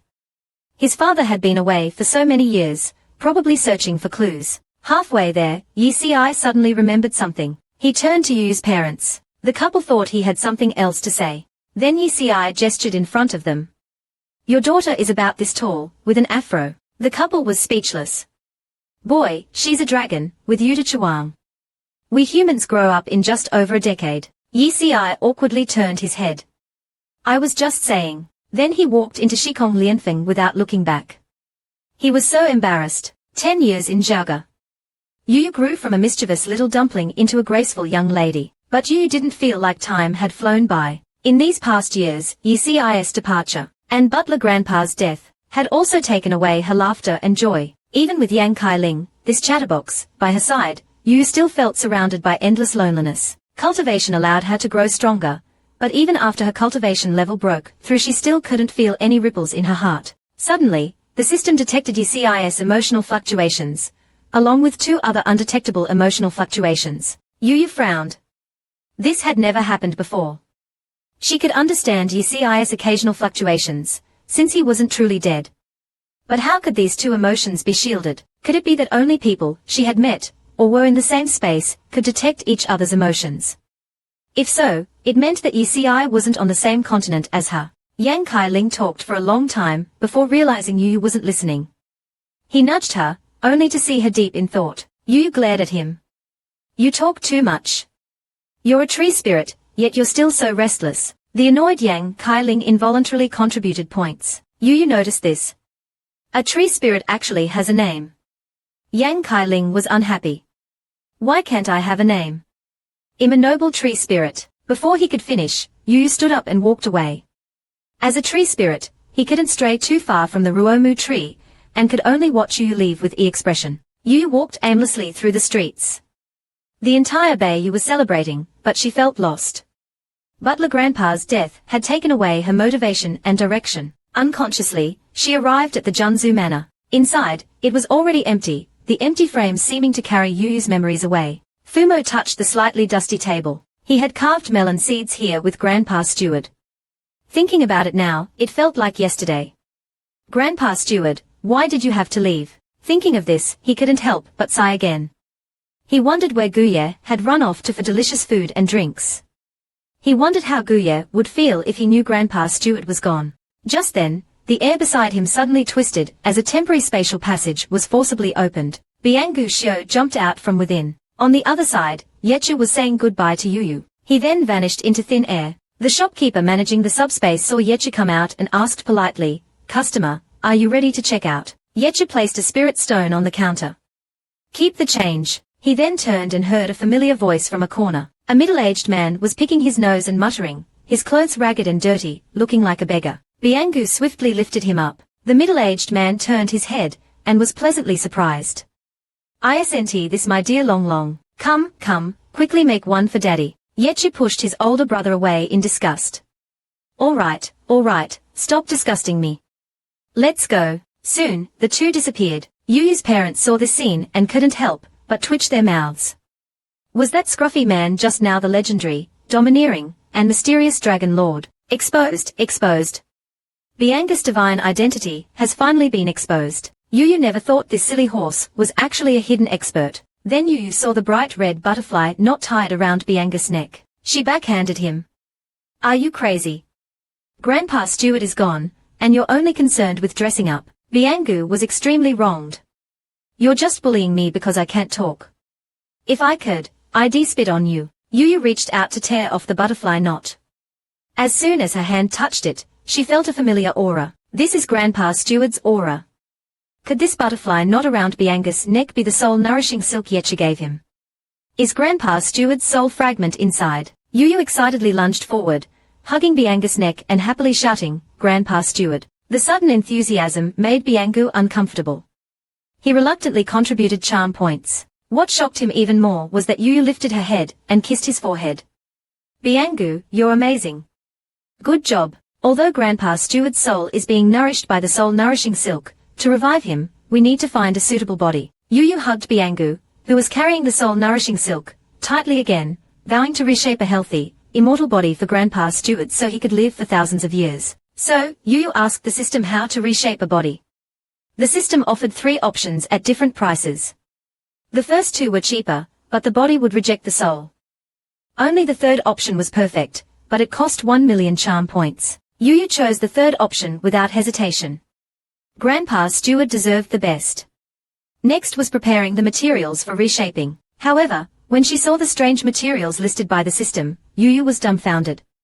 What the heck was Baizi fetal hair? She'd never heard of it. Soon, the system marked an arrow only they could see. The arrow pointed to her storage ring. The name displayed above the ring was Baizi fetal hair. Yinyou was confused. How could she possibly have Baizi fetal hair? Yet, the system's arrow clearly pointed to her ring. Following the system's guidance, Yinyou finally found Bianga's manet. It was some leftover manet she had saved after tying up the horse that had swallowed the national flag. Yinyou looked at the silly horse she had grown up with in disbelief. I never thought Shinshio was actually by my side all along. Biangu proudly flicked his beautiful manet. Stupid master, you're only realizing this now. Don't you think Gidge is handsome and compelling? At this moment, Yinyou was extremely grateful for her past mischievous actions. Otherwise, she wouldn't be able to reshape a perfect body for Grandpa Stewart, because legend had it that Baizi was a symbol of auspiciousness, able to ward off evil and understand everything. 2 Baizi wouldn't appear in the same era, and Yinyou had said that Bianga's manet wouldn't grow back. This meant Yinyou already knew Bianga's identity. After confirming the first material, the system's new arrow pointed to the ghost realm, and the words thousand-year Hensha lit up. Yinyou put Bianga's manet away again, determined to settle things here before going to the ghost realm. No matter what, she would resurrect Grandpa Stewart. Gratefully, she hugged Biangu and kissed him again. This silly horse had really helped her a lot. When Yinyou was little, she had promised Yang Xingyuan. When Yang Xingyuan, dressed in imperial robes, stepped into the palace, he realized that Yinyou, who was only at the time, wasn't joking when she said she would make him emperor. And he never thought that the little dumpling with the afro would become the illustrious General Luo, known throughout the land. Yang Xingyuan walked step by step towards the main hall. Civil and military officials stood neatly in the hall, practicing the new etiquette for greeting the emperor. Yang Xingyuan closed his eyes, facing the heavy throne and sitting down on the dragon chair. At this moment, he felt the endless weight of responsibility. Chen Liangping led the kneeling, shouting loudly, "Long live the emperor! Rise, Beiyu!" All the officials knelt and shouted, "Long live the emperor! Long live, long live!" Yang Xingyuan's eyes held imperial majesty. His voice, deep and powerful, resonated throughout the hall. "Rise!" The officials stood up, smiles on their faces. Some were even moved to tears. The first thing Yang Xingyuan did upon ascending the throne was to honor his cousin, Yang Futong, bestowing upon her the title of Grand Princess of Beiyu, a first-rank general above all others. Following that, Li Xingyuan and Yu Huzi were respectively appointed as first-rank general protecting the nation, and first-rank general Kaizhuan. As for Yu, Yang Xingyuan didn't know what she wanted, planning to ask her when he had time. Meanwhile, outside Jixia City, Li Xingyuan, who had been running for several days, was panting heavily. Damn it, fusing with the true dragon Qi, and then dealing with that dog emperor, is truly exhausting. A rumbling sound of iron hooves hitting the ground came from afar, from 2 directions. Li Xingyuan thought it was the dog emperor's reinforcements, but when she saw clearly, she was stunned. Why are they here? Yu Huzi and Yang Futong were rushing towards them with their armies. Both were determined to find the dog emperor, and settle the score. Seeing Li Xingyuan, They assumed she had already dealt with the dog emperor. Li Xingyuan explained that she had just arrived. I single-handedly stormed the palace, dealt with him, and rushed here. Seems we had the same idea, Yang Futong and Yu Huzi excitedly said. Then what are we waiting for? Let's rebel. We've been waiting for this day for a long time. They rushed to the city gate and saw guards standing there. The guards' eyes lit up when they saw them. Look, it's Junbai. Junbai is here. The leading guard saluted Li Xingyuan and the others. Welcome, General protecting the nation, General Kaizhuan, and Grand Princess. Yang Futong was stunned. When did she become the Grand Princess? Yu Huzi didn't care about titles, only wanting to know where the dog emperor was. But they were told that Yang Jinshuo's head was already hanging on the city wall. 3 generals, please enter the city first. Well, talk on the way. Yang Futong was curious about who the current emperor was and how she had become the Grand Princess. Weren't the Yang descendants forbidden from having titles? The guard explained, the new emperor is your cousin, the emperor's only relative. Naturally, you are the most esteemed Grand Princess of Beiyu. The 3 were truly dumbfounded. Their cousin was Yang Xingyuan, but every day, she had to sleep inside a tree hollow, because that was the only way she could survive. As a tree spirit, she would die if she left the Ruomu tree. Yu would always come to talk to her. At this time, offerings were placed before the Ruomu tree for Lin Zhengshi's 7th aunt. You should eat more now. Once the people in the Imperial city are done with their business, many will come to visit. Then you won't have a chance to show off. So what? I'll hide and eat later. Don't think I'll give up my favorite Gui Hua Gao. As soon as she finished speaking, Lian Qiling suddenly froze as if electrocuted. The pastries in her hand fell to the ground. She quickly retreated into the tree, making Yu roll her eyes. Can you stop acting like a ghost? Why did you suddenly disappear? But that ability is so cool. Yu wants it too. A group of Imperial guards arrived at the entrance. General Ruo, His Majesty invites you to the Golden Palace. The 3 generals of Junbai have returned. Yang Yu excitedly stood up. The 3 fools were back so soon. She thought it would take longer. She turned to look at the Ruomu tree. Lian Qiling's perception was truly remarkable. She could sense things from the prison, worthy of being a spirit of the ancient divine tree. When Yu arrived at the Golden Palace, she saw the 3 fools handing over their weapons and equipment, a necessary procedure after a battle. The 3 were also excited to see Yu. Yang Futong asked Yu to place her weapons in the ring like them. Yu ignored them, swaggering past them with her dragonbone sword on her back, not planning to hand over anything. The 3 immediately bristled and shouted at the guards, "Are you blind? Didn't you see the huge sword on her back?"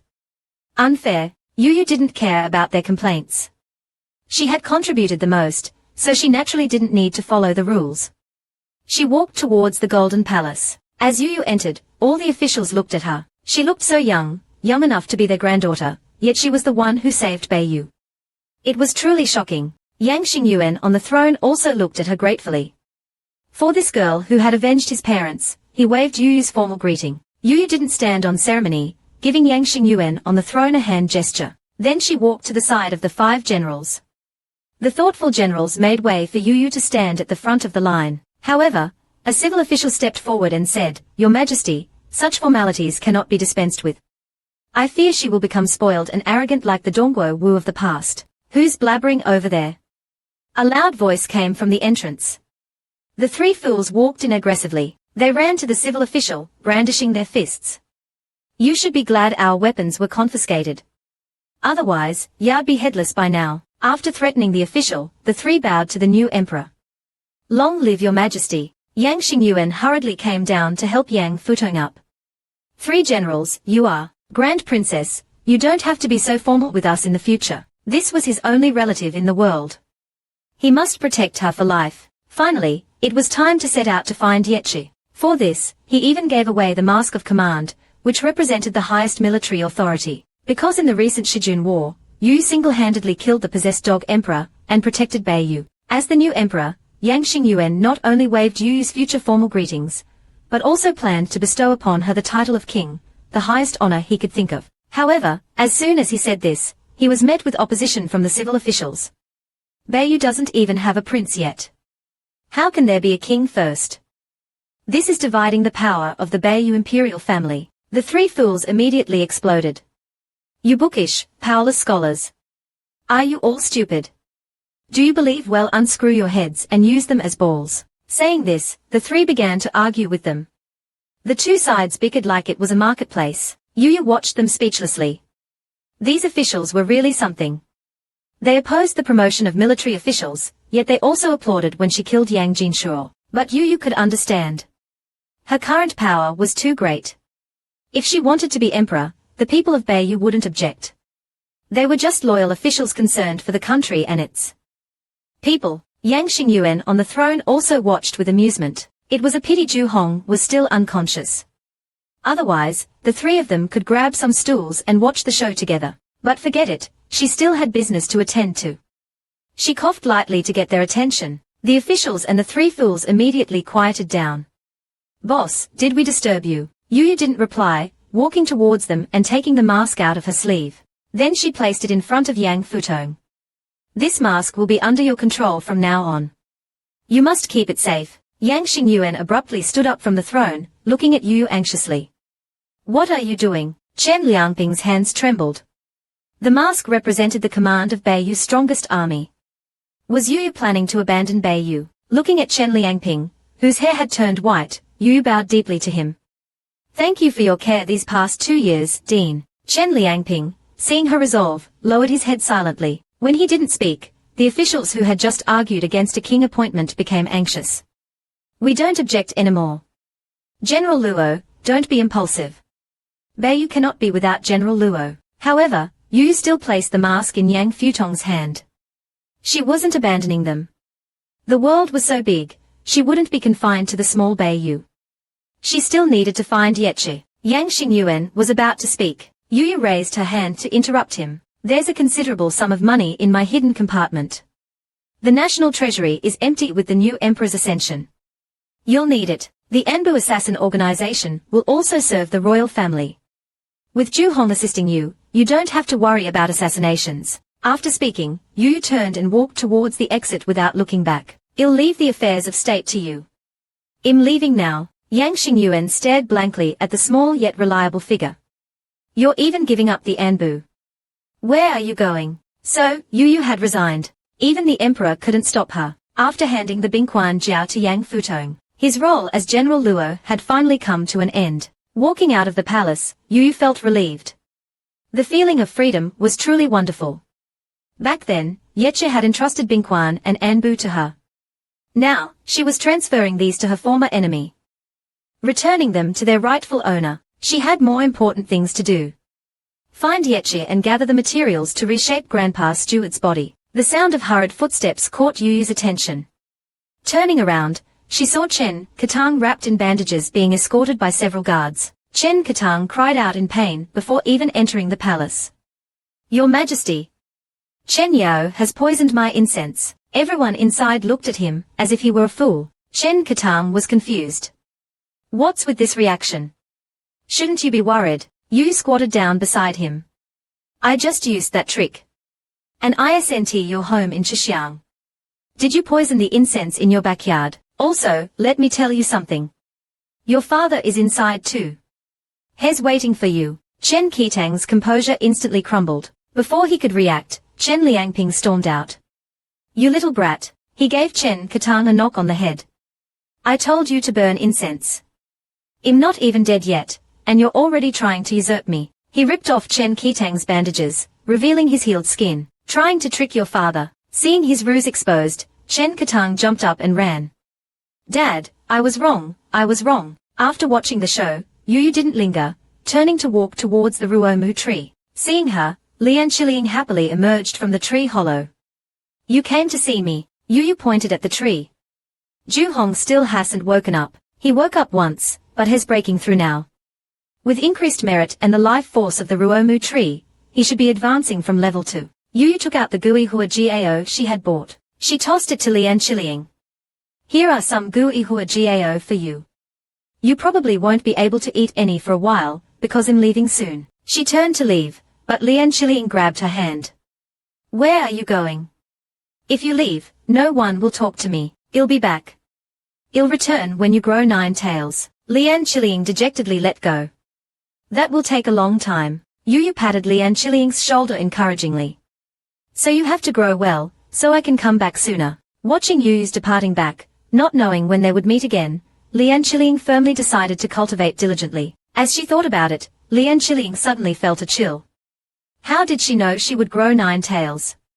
But there was no chance to find out the answer. When Yuyu came out, she saw Biangu waiting for her, laden with bags. Yuyu was speechless. Why do you have so much luggage, you silly horse? Opening them, she found they were filled with food. Jerky, preserved meat, sugar. Yuyu slapped her forehead. As a horse, you don't eat grass, but only meat. Truly hopeless, Biangu retorted indignantly. Who says horses can't eat meat? All right, let's eat and go. We're leaving for the ghost realm in Nanzhong now. Something happened. Biangu, the silly horse, actually fell in love. But as a horse, he fell for a unicorn. The little female unicorn shouted for her husband to save her. Yuyu's lips twitched. So you want to be someone's mistress? Just now, Yuyu, riding Biangu through the spatial tunnel, arrived in a forest in Nanzhong. As soon as she emerged, she vomited violently. After Biangu leveled up, he could open a spatial tunnel once a day. Although this made traveling faster, it was truly torturous for her. Yuyu suspected it was Biangu's lack of skill. Seeing that the horn on his head hadn't grown out yet, it was definitely due to insufficient ability. Otherwise, with his physique, how could she get motion sickness so easily? Biangu was angered by her disdainful look. He opened his mouth to retort, but only neighing sounds came out. Yuyu couldn't understand at all. But suddenly, Biangu stopped, as if electrocuted, motionless, and looking dreamily behind Yuyu. Looking at Biangu's rising charm points on the system panel, Yuyu curiously turned to look behind her. A beautiful little female unicorn had appeared not far away. Her back was covered in snow-white spots, and her short tail was extremely cute. She looked very agile. Yuyu sensed spiritual energy from the unicorn. This should be a result of the Buoy barrier opening. Some auspicious animals were beginning to evolve. Biangu suddenly galloped towards the little unicorn with great excitement. Yuyu found his eagerness embarrassing. The little female unicorn was startled and ran into the forest. The more she ran, the more excited Biangu became, chasing after her like a pervert. Yuyu wanted to call him back, but just as she opened her mouth, a wave of nausea hit her. Holding onto a tree trunk, she vomited again.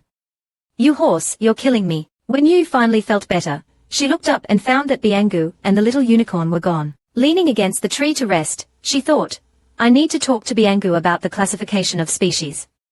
Biangu, you're not a unicorn. When Yuyu was rested, Biangu returned dejectedly. Not seeing the little female unicorn behind him, she thought he had lost her. Biangu resentfully contributed 1 charm point. Okay, don't be angry.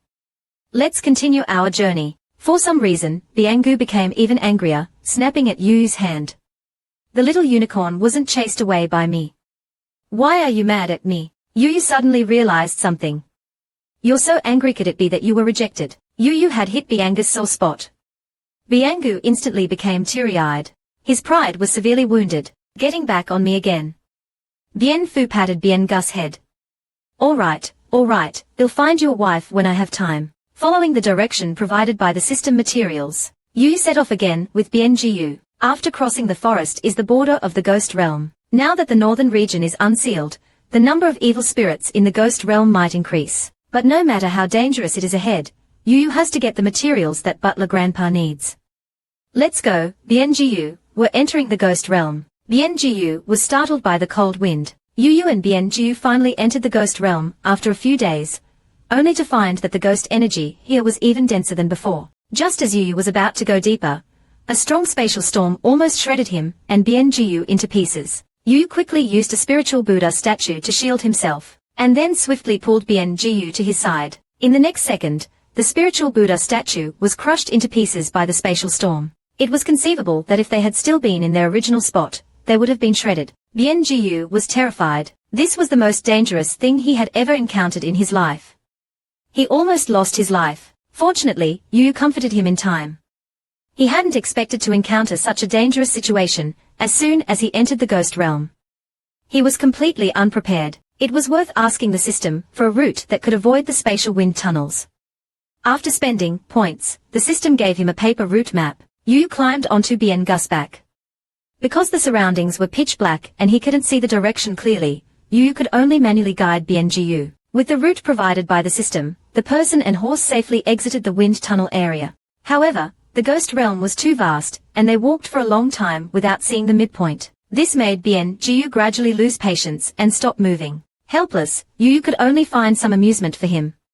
How about we sing together?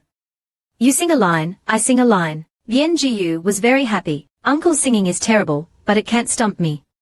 You go first, you go first. So Yinyou sang the first line, Yinyou is a big fool. Yinyou replied in a childish voice, you are the big fool. Your whole family are big fools. Not far away, a group of ghosts gathered in layers around a fire, their numbers reaching thousands. The Jew clan leader said with a heavy expression, our ghost wine sect. He didn't finish his sentence. A ghost girl next to him whispered, it's the ghost 8 sects now. The Gui clan has been exterminated. That Gui Shen is dead. Hearing this, the Jew clan leader's face became even uglier. The remnants of the Ruo Mu tree and the Shi clan had compressed their living space to only this area.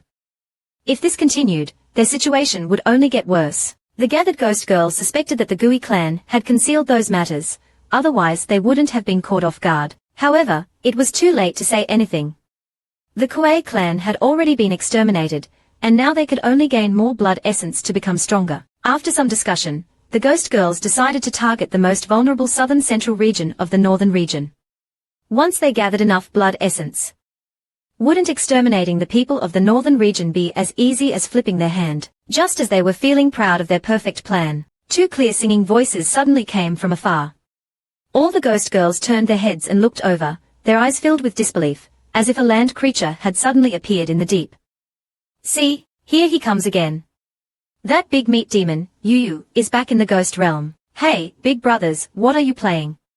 Let's play together. Just now, the gathered ghosts were still discussing their plan to attack the humans, but they suddenly heard singing in their territory.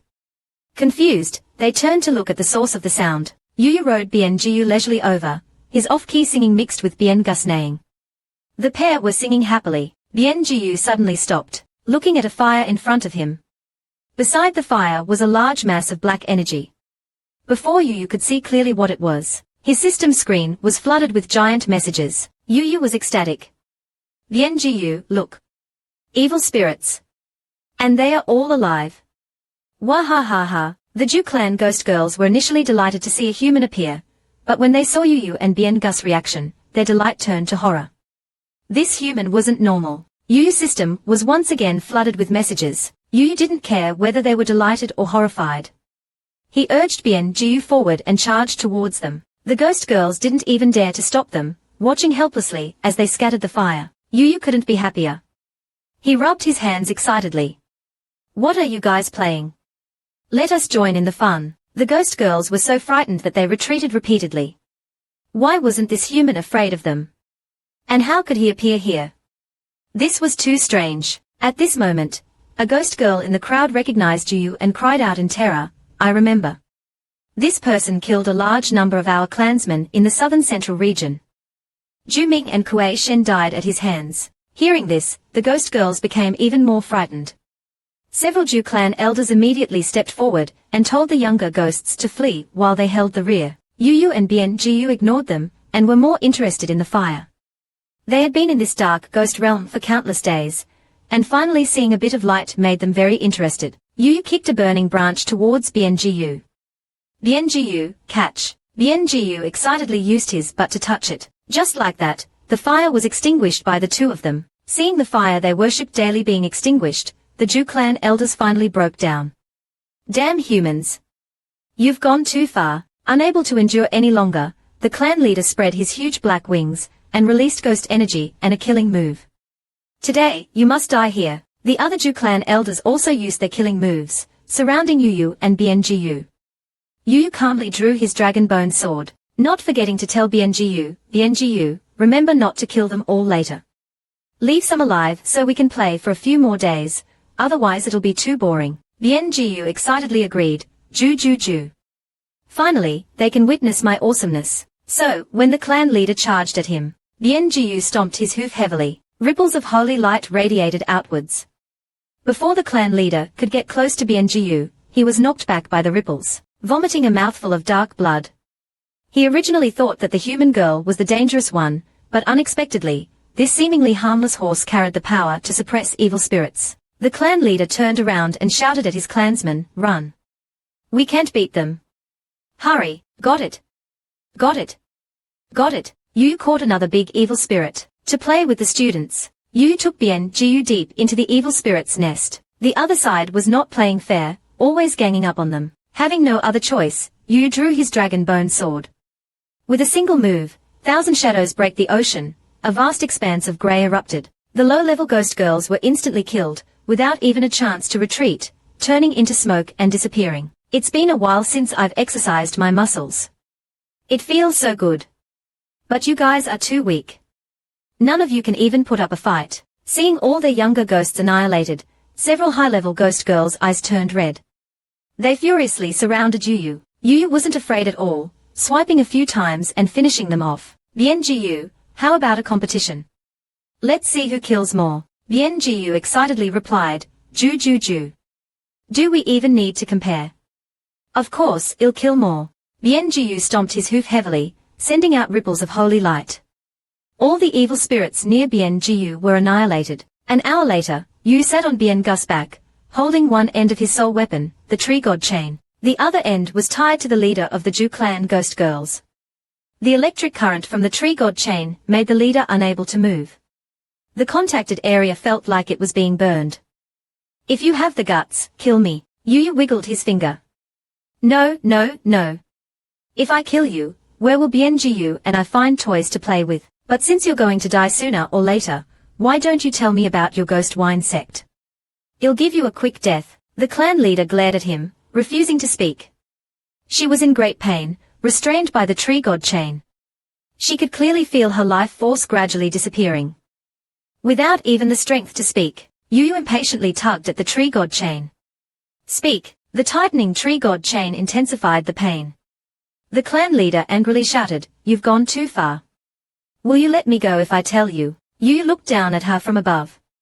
Where do you get the confidence to negotiate with me? Tell me honestly, and I'll make it easier for you. Tell me, where are the remaining ghost clans? The clan leader still refused to speak, looking defiant. Yu continued to ask, "Do you know Mingyu?" Unexpectedly, the clan leader reacted strongly this time, as if she had heard something terrifying. Her body trembled, and she spoke with a trembling voice, "She's a ghost girl from the middle three groups." The ghost wine sect is divided into upper, middle, and lower three groups. The Gui clan, Ju clan, and Wan clan all belong to the lower three groups. As she spoke, the ghost energy in her body began to dissipate rapidly, and her body became increasingly withered. Hey, did you trigger some kind of rule? If you can't say it, don't say it. I will speak. If you don't kill me, I'll find a way to kill myself. She shouted. The middle three groups are the Kang clan, Minute clan, and Yu clan. As she said this, her body disappeared faster. Towards the end, it was impossible to hear what she was saying. Finally, she turned into a puff of black smoke and dissipated into the ghost realm. Yu didn't expect that just mentioning the details of the ghost wine sect would lead to her being cursed to death by the ghost realm. It seemed that the ghost wine sect wasn't simple, and he would have to be more careful in the future. Let's go, Bian-Jiu, let's continue on our way. What a surprise. Bian-Jiu, this silly horse, can actually fly. Yu was dumbfounded. This is so cool. After exterminating the Ju clan ghosts in the ghost wine sect, Yu took Bian-Jiu to continue searching for the materials Butler Grandpa needed in the depths of the ghost realm. They walked for a very long time, whether it was 1 year or 2 years, long enough for Yu to grow taller. Even the horn on Bian-Gus's head had grown a lot, but it would probably take another year or 2 to fully grow. The system's notification rang in Yu's ear. The material she was looking for was not far ahead. Yu's breathing quickened. Bian-Jiu looked at her curiously, thinking that she had found evil spirits again. Yu excitedly shouted, Bian-Jiu, hurry up, it's just ahead. When the person and horse reached the location indicated by the system, they saw a strange scene. There was black soil and white glowing trees everywhere. Bian-Jiu excitedly ran to a tree and jumped around. The familiar scene evoked memories for Yu. Isn't this the dreamscape Bian-Jiu used to have? The system's final arrow pointed to the pile of sand next to Bian-Jiu. The name displayed on the panel was one of the materials. Qianhan Sha. Yu happily scooped up a handful of sand. Finally found the second material. Rebuilding Butler Grandpa's physical body is getting more and more hopeful. Yu poured the sand into a storage ring. Because she didn't know how much was needed, she decided to fill the ring first. Then the system indicated that another material was in the depths of the forest. Looking at the exquisitely grown trees around her, Yinyou decided to collect some more. Ever since arriving here, Yinyou was like a child returning home, always in a state of excitement. Just as Yinyou was busy chopping trees, Yinyou, for some reason, ran excitedly into the depths. Yinyou shouted, "Yinyou, don't run around. We'll be separated." But Yinyou seemed not to hear, and ran even faster. Yinyou had no choice, but to quickly store the felled trees in her storage ring and follow. After following Yinyou through the seemingly endless white forest for 2 whole days, Yinyou suddenly neighed excitedly. A waterfall shimmering with colorful light came into view. A small boat floated above the waterfall. Yinyou was stunned by the beautiful scene. Who would have thought that such a dreamlike place was hidden in this dark ghost realm? While she was still in a daze, Yinyou excitedly plunged into the pool of water beneath the colorful waterfall. The system indicated that this was the third material. Xing Kong Li. Yinyou walked to the edge of the pool and scooped up some water. Colorful, tiny particles flowed through her fingers. She realized that this wasn't liquid at all, but extremely fine sand. Yinyou took out another storage ring and filled it, just like before. After Yinyou finished filling it, the system prompted that the fourth material was in a small boat above the waterfall. Yinyou quickly called to Yinyou, who was still playing foolishly. Yinyou, stop playing. Let's continue looking for materials. Do you see the small boat up there? The materials for Butler Grandpa's body are on it. Can you take me up there? Yinyou nodded. Yinyou immediately got on Gus' back. She thought Yinyou would fly up, but Yinyou took a step, and actually walked up on air. Yinyou exclaimed, "Yinyou, how can you fly?" Yinyou knew Yinyou, this silly horse, could understand human language. So she slapped him. Animals aren't allowed to cultivate. Don't you know that? Gus' ability to speak human language was actually due to the small floating boat above the waterfall. After the person and horse boarded the small boat, they discovered that although the boat looked small from below, it was actually very large. Yinyou dismounted. Unexpectedly, although the boat was floating, there was no sense of swaying at all. What surprised her even more was that the entire boat was made of jade.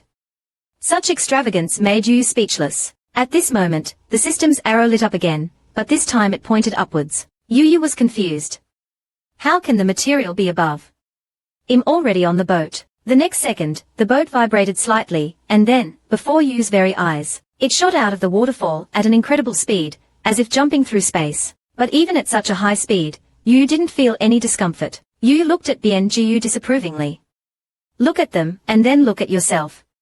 We're both on boats, how can you make me feel so bumpy? Yinyou let out a human-like sound, ah. Yinyou was stunned. Yinyou, how can you make human sounds?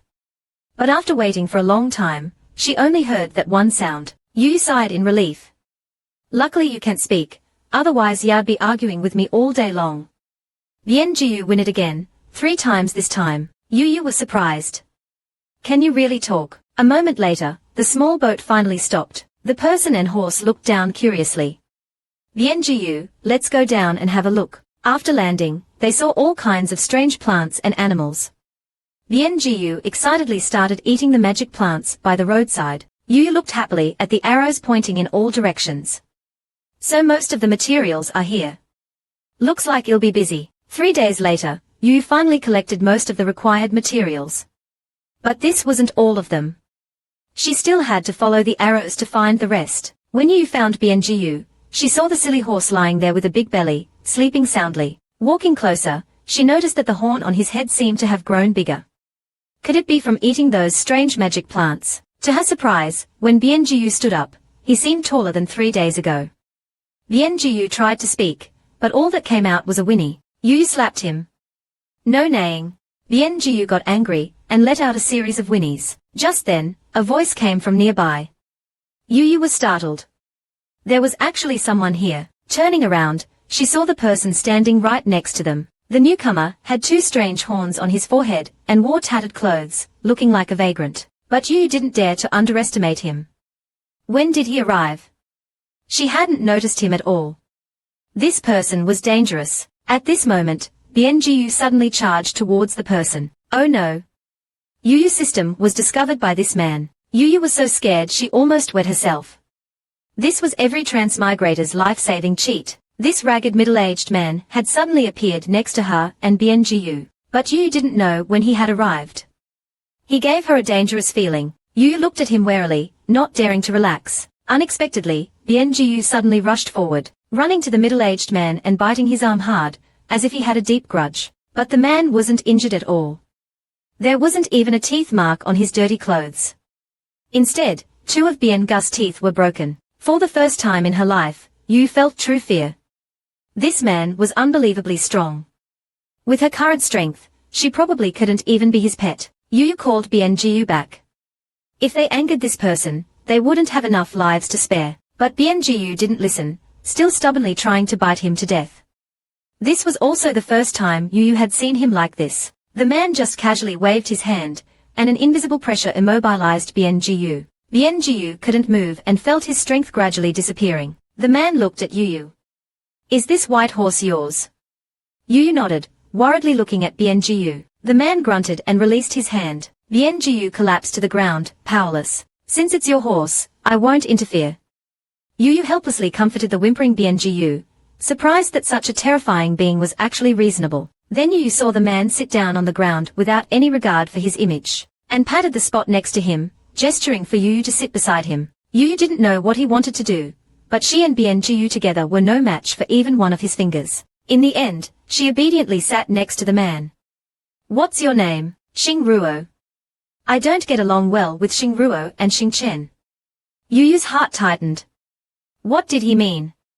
Did he still want to kill her? Unexpectedly, the man continued, "But you seem different from them. Want to be friends with me?" Im Jiaozu. Yinyou was stunned. Seeing Yinyou didn't respond, Jiaozu thought she didn't want to be friends. Then how about sworn brothers? Yinyou couldn't keep up with his train of thought. Before she could answer, she heard him say, "Don't want to be sworn brothers either. Do you dislike me? It's okay if you dislike me. You can beat me up until you like me. But only if you can beat me." His erratic thinking made Yinyou question reality. She opened her system panel to see his emotional state, but the system didn't show any emotional feedback. But then something terrifying happened. A finger that didn't belong to her poked her system panel. "Little girl, you're looking for materials to rebuild a physical body, right?" Yinyou jumped up reflexively, her voice trembling.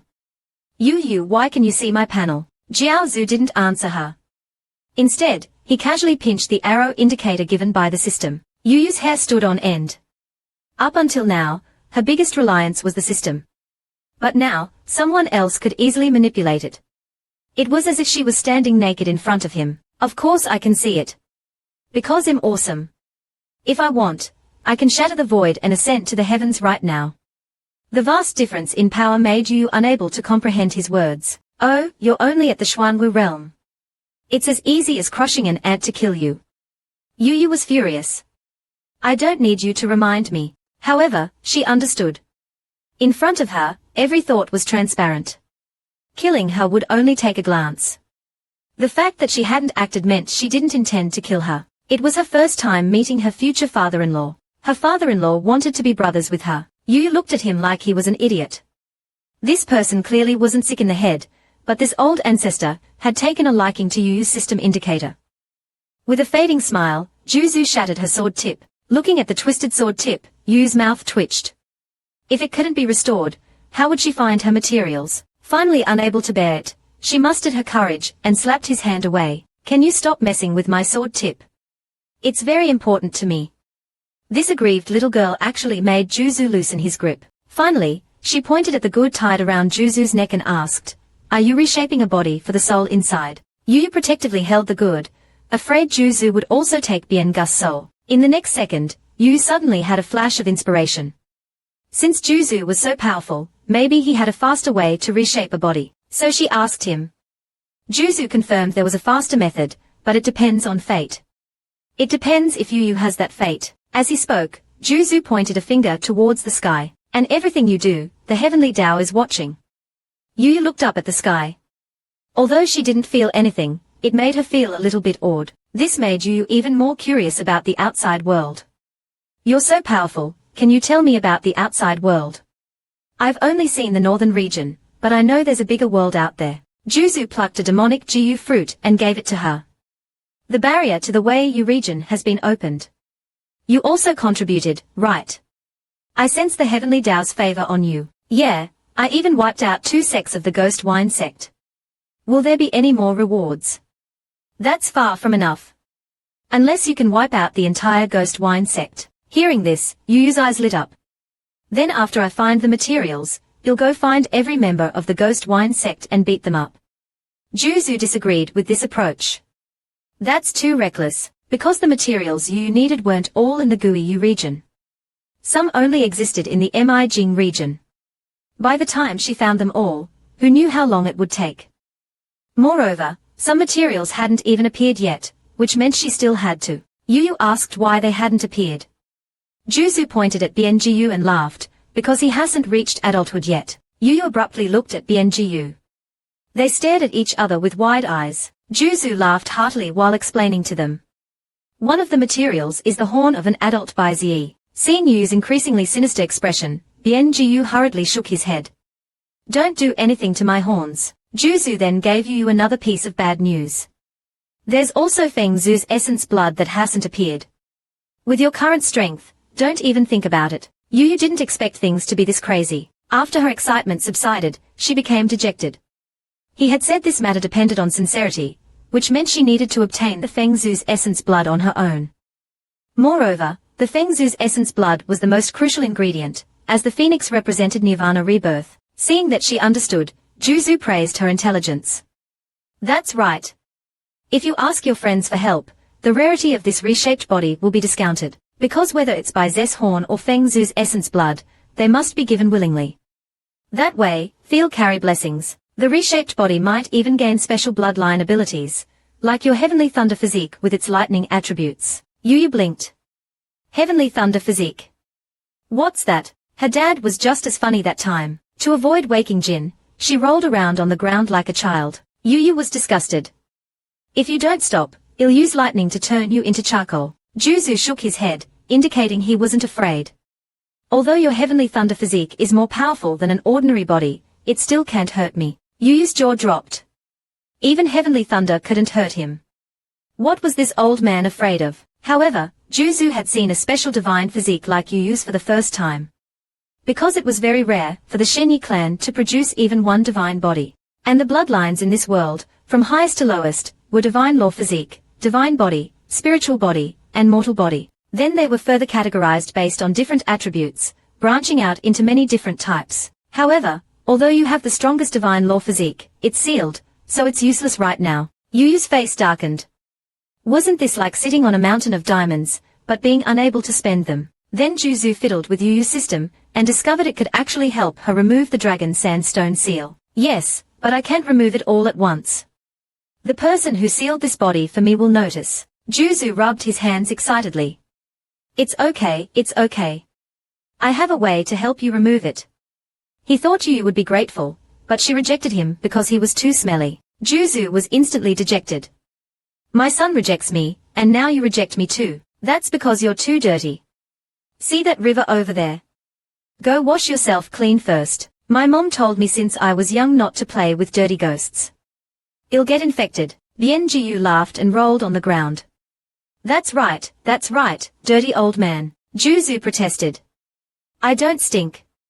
I don't stink. I hate water and don't like bathing. This isn't water, it's sand. And if you clean yourself, maybe your son won't dislike you. Mentioning his only son, Juzu hesitated between his son and bathing. Ultimately, he chose to bathe. Bianjiu also followed him down to the river to bathe. Soon, he was clean. Juzu went in all dirty, and came out still dirty. Yu looked at him with disgust. Your clothes are still dirty. Juzu grumbled. These are the marks of time. What do you know? He looked at the dirt on his hands. Then at least wash your hands clean. Juzu rubbed his dirty hands. I already washed them. This is me clean. There were probably still glittering dirt specks on his hands. Yu didn't believe he was clean at all. Really, dirty old man. Juzu didn't want to argue with a child. He extended a grey hand towards her. Let me help you pull out the nails. I have other ways to help you conceal your bloodline. Yu also wanted to pull them out.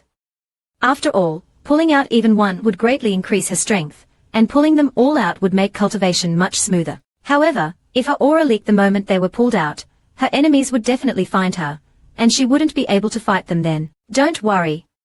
Let's not even talk about the powerful shielding at the center of the Buoy Yinyou region. Even I can't sense it from the outside, let alone those enemies whose strength is lower than mine. 2 years ago, 2 demigods, a man and a woman, wanted to cross the Buoy Yinyou region. It was I who gave them directions. Hearing this, Yu asked, "Are you saying you have a rough map of the Buoy Yinyou region?" Zhu nodded. "I wandered around here once when I was bored." Yu was shocked. This was what true strength looked like, treating the Buoy Yinyou region like a playground. All the nails in Yu's body were finally pulled out. Yu after the seal was removed was simply too beautiful. Even her own father-in-law was speechless at her daughter-in-law's beauty. Then she learned that this old man could actually traverse the world's most dangerous Buoy Yinyou region alone. Yu's jaw dropped. Good heavens, what kind of person have I encountered? Zhu proudly declared, "If you want to go somewhere, I can give you directions. I can even create a spatial passage to teleport you directly. My wife taught me the principles of time and space, so don't worry. It's very safe." Yu was thrilled. "Then quickly teleport me to the Wan clan of the Ghost Wine sect. I'm going to wipe them all out." However, Zhu told her some bad news. "When I came to the Buoy Yinyou region, I passed by the western region. The Wan clan of the Ghost Wine sect has almost been wiped out by the bald donkeys of the western region's Buddhist sects." Yu instantly bristled. "What did you say? Someone stealing my merit?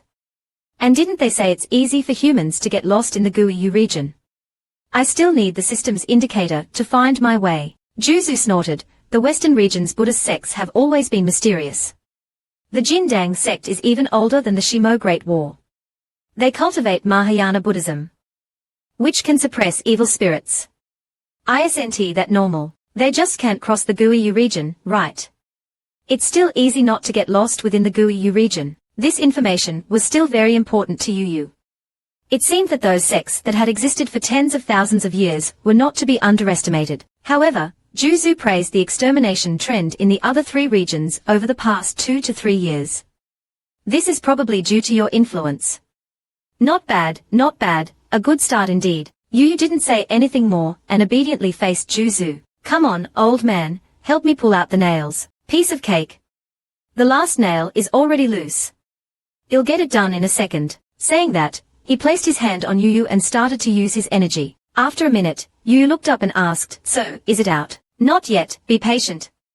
Zhu carefully controlled his energy. As soon as he finished speaking, a black nail fell to the ground with a ding. At the same time, a vast energy rapidly filled Yu's body, and she began to undergo earth-shattering changes. She could suddenly sense everything at the center of the Buoy Yinyou region.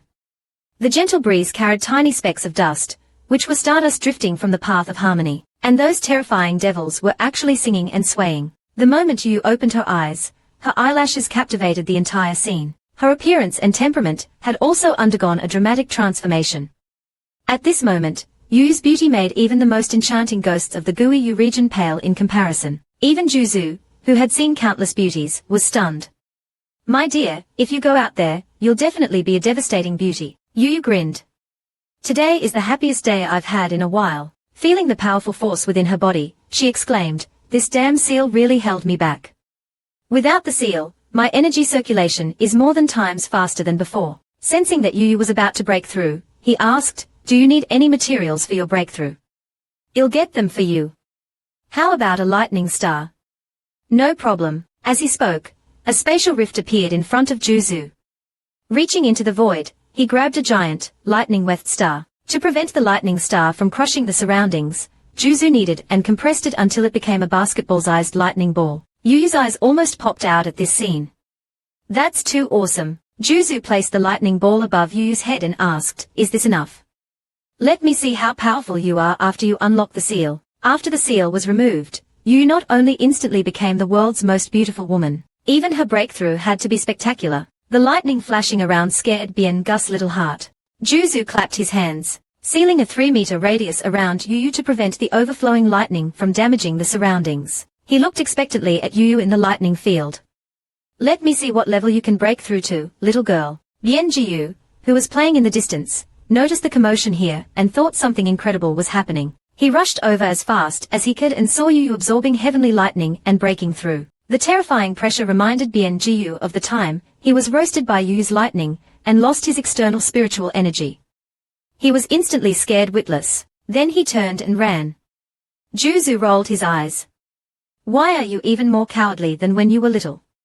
With me here, what are you afraid of? Hearing this, Yinyou was furious and wanted to turn around and bite him, but the lightning over there made him not want to go back at all. After an unknown amount of time, Yinyou absorbed of the lightning from the lightning ball. Finally, she opened her eyes, even her pupils sparking with tiny electric currents. Yinyou casually held the remaining lightning star in his hand. Then he tossed it casually, throwing the lightning star back into the void.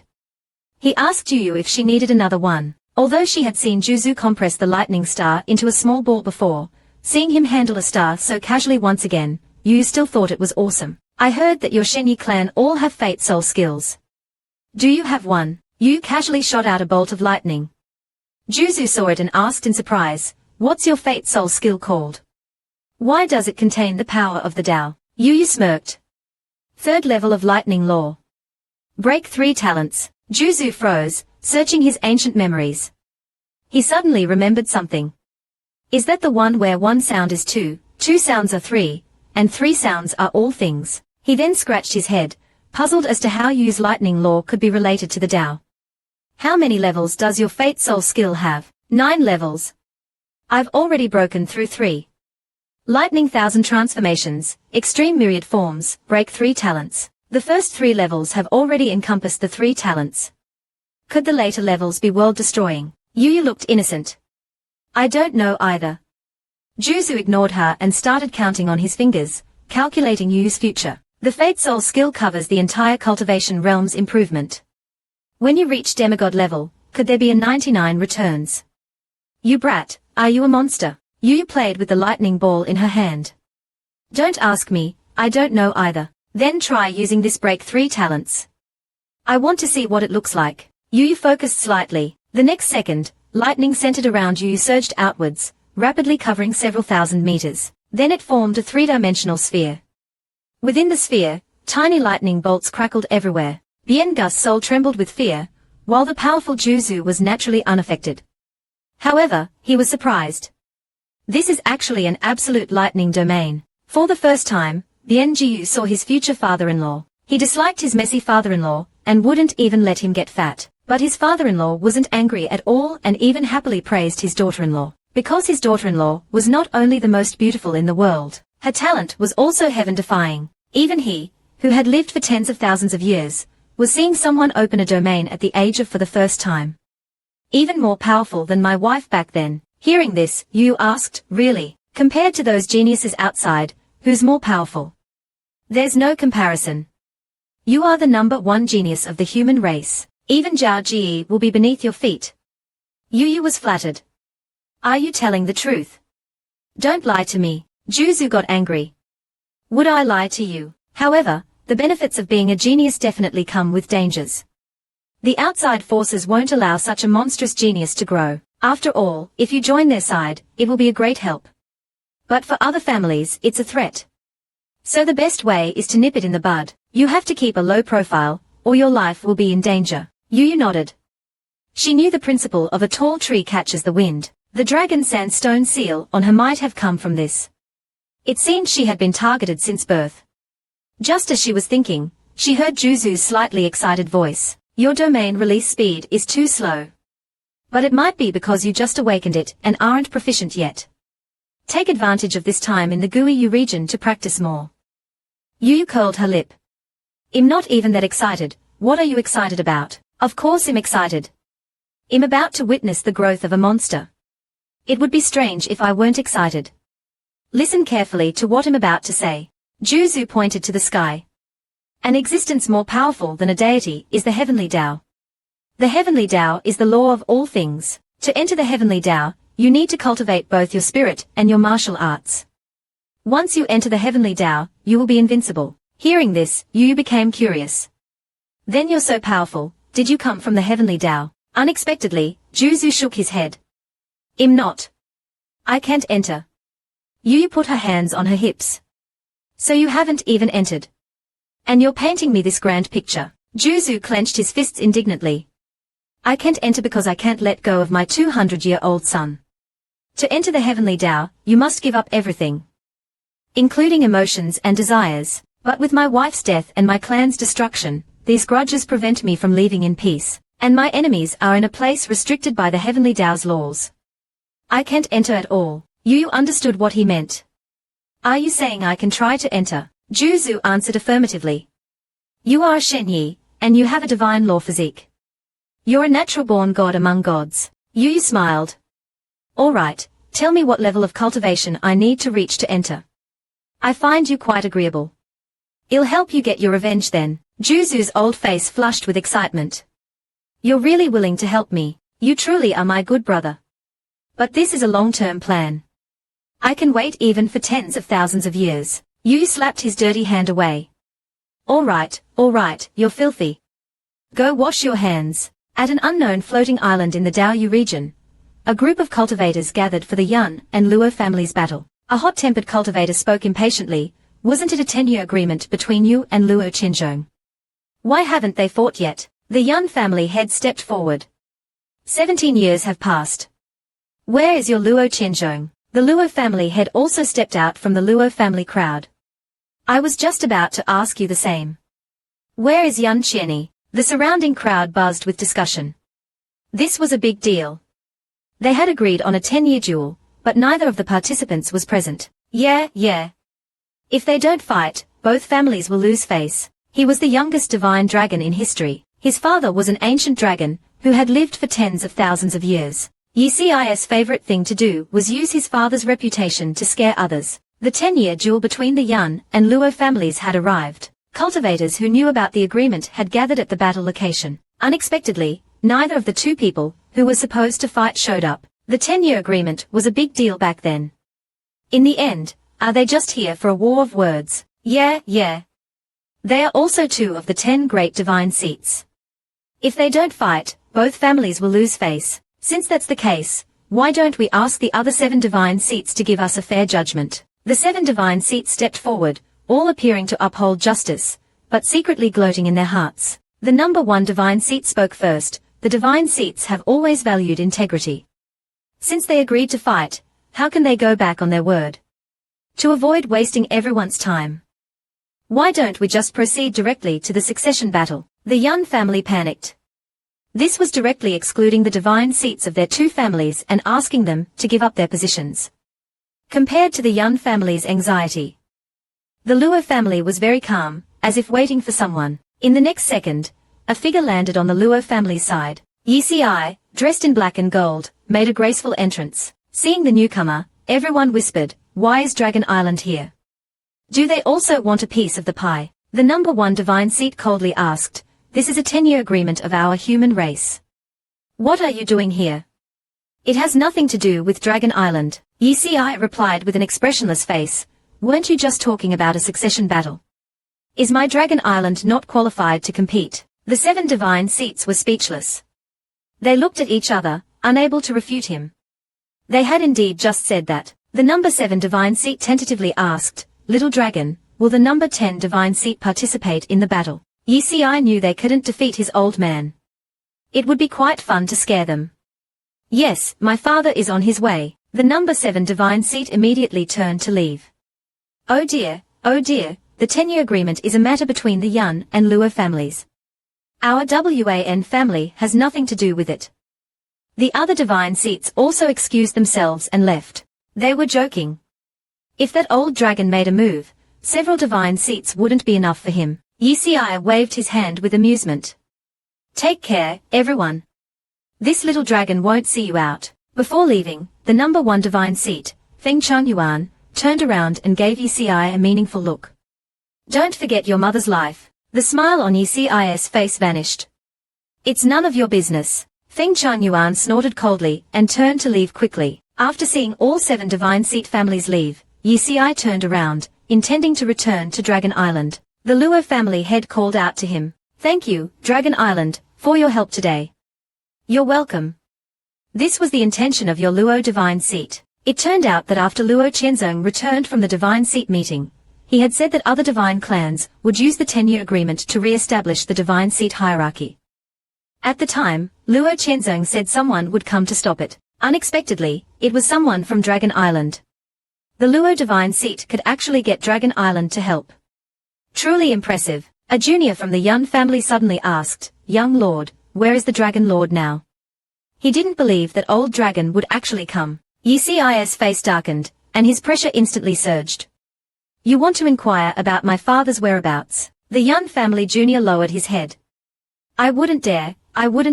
Yi didn't pursue the matter. No wonder Yun Chenny hasn't returned to the Yun family since the divine seat meeting. It seems there are brainless people in his family. The Yun family head glared fiercely at his junior. "You've gone too far. If you can't speak properly, then don't speak." Turning to see the Luo family head watching the show. The Yun family head gritted his teeth. How did the Luo family get involved with Dragon Island? The first garment not given to the daughter-in-law. Since it's a piece of skin from my own body. Yo-Yo meticulously stated, "My mother doesn't allow me to play with the ghost." 2 years passed quickly, and now Yo-Yo is already years old. Because there was no spiritual energy in the ghost realm for him to cultivate, Yu's cultivation level didn't improve much, but his mastery of the power of lightning and his perception had reached a superb level. Yu's hard work in spell formation during these 2 years was seen by Zhao's. After he leaves, he will immediately break through to the late Chen Wujin stage. Or even the Great Perfection stage. Breaking through to the Ling stage will also be easy for him. Hearing that he could appear, Yo-Yo was very happy. "But didn't you forget something? My bloodline hasn't been concealed yet. As soon as I go out, it'll be repelled." "Ah yes, I almost forgot this." After saying this, Yo-Yo used Zhao's spell formation on his arm and rubbed it. Yo-Yo forcefully pressed. What kind of strange operation is this again? To his surprise, Zhao's moved a piece of spiritual item from his own hand. One person and one horse stared blankly at the spell formation in Zhao's hand.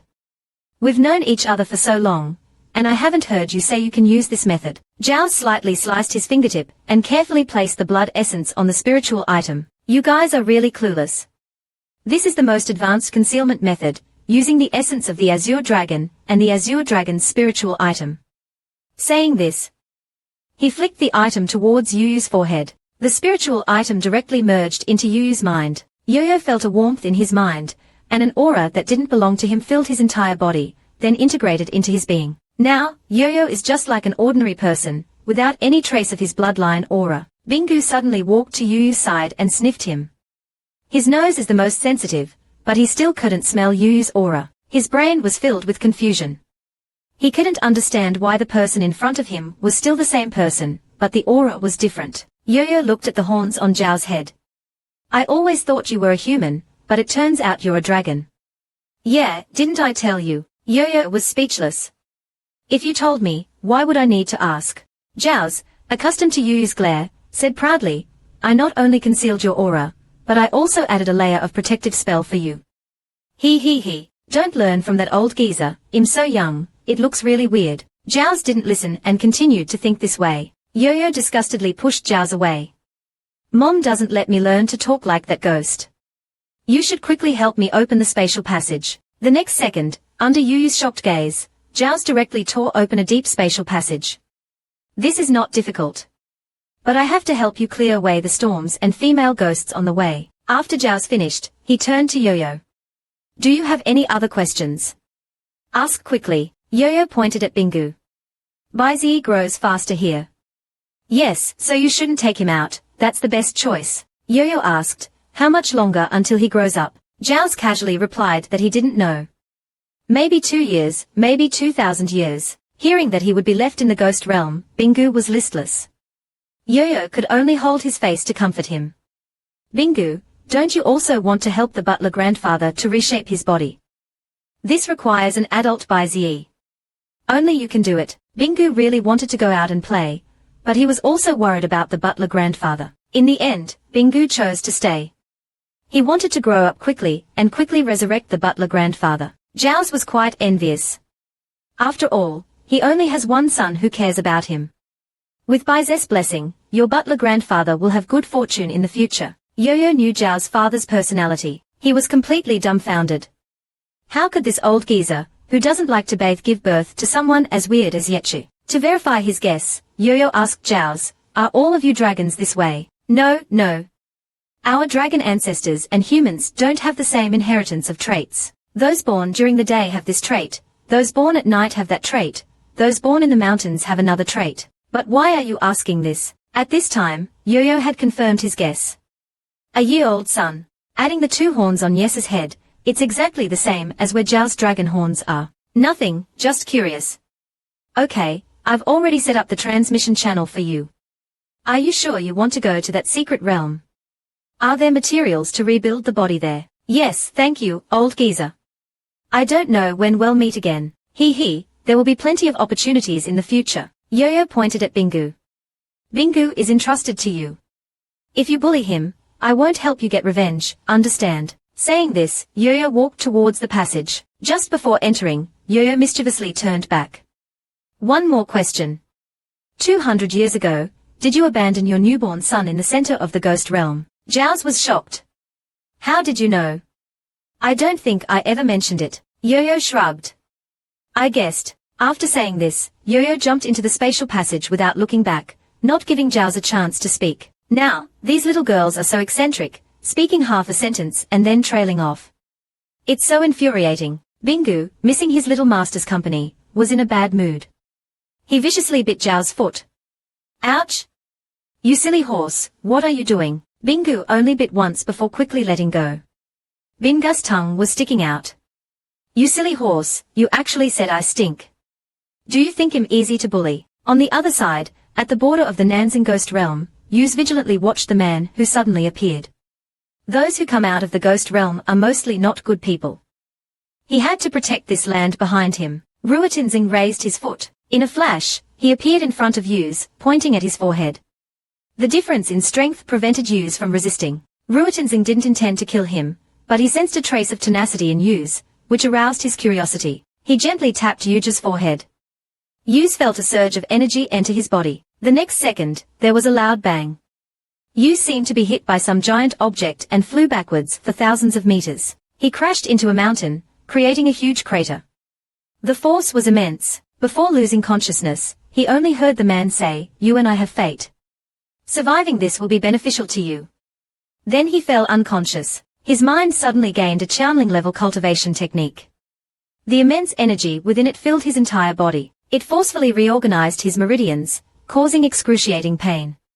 After the intense pain came numbness, a mix of pain and numbness. Then, he started cultivating again. Yu's father finally came looking for her. Coincidentally, Yu's bloodline aura was concealed by Zhao's. This caused Luo Tinzong to arrive in the Northern Territory and be unable to sense his daughter, which greatly troubled him. With no choice, he used the most clumsy method, asking at inns.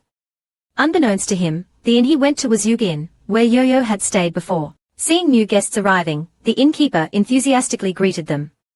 "Sir, are you planning to stay or eat?" Luo Tinzong placed a spiritual stone on the table. "I want to inquire about something."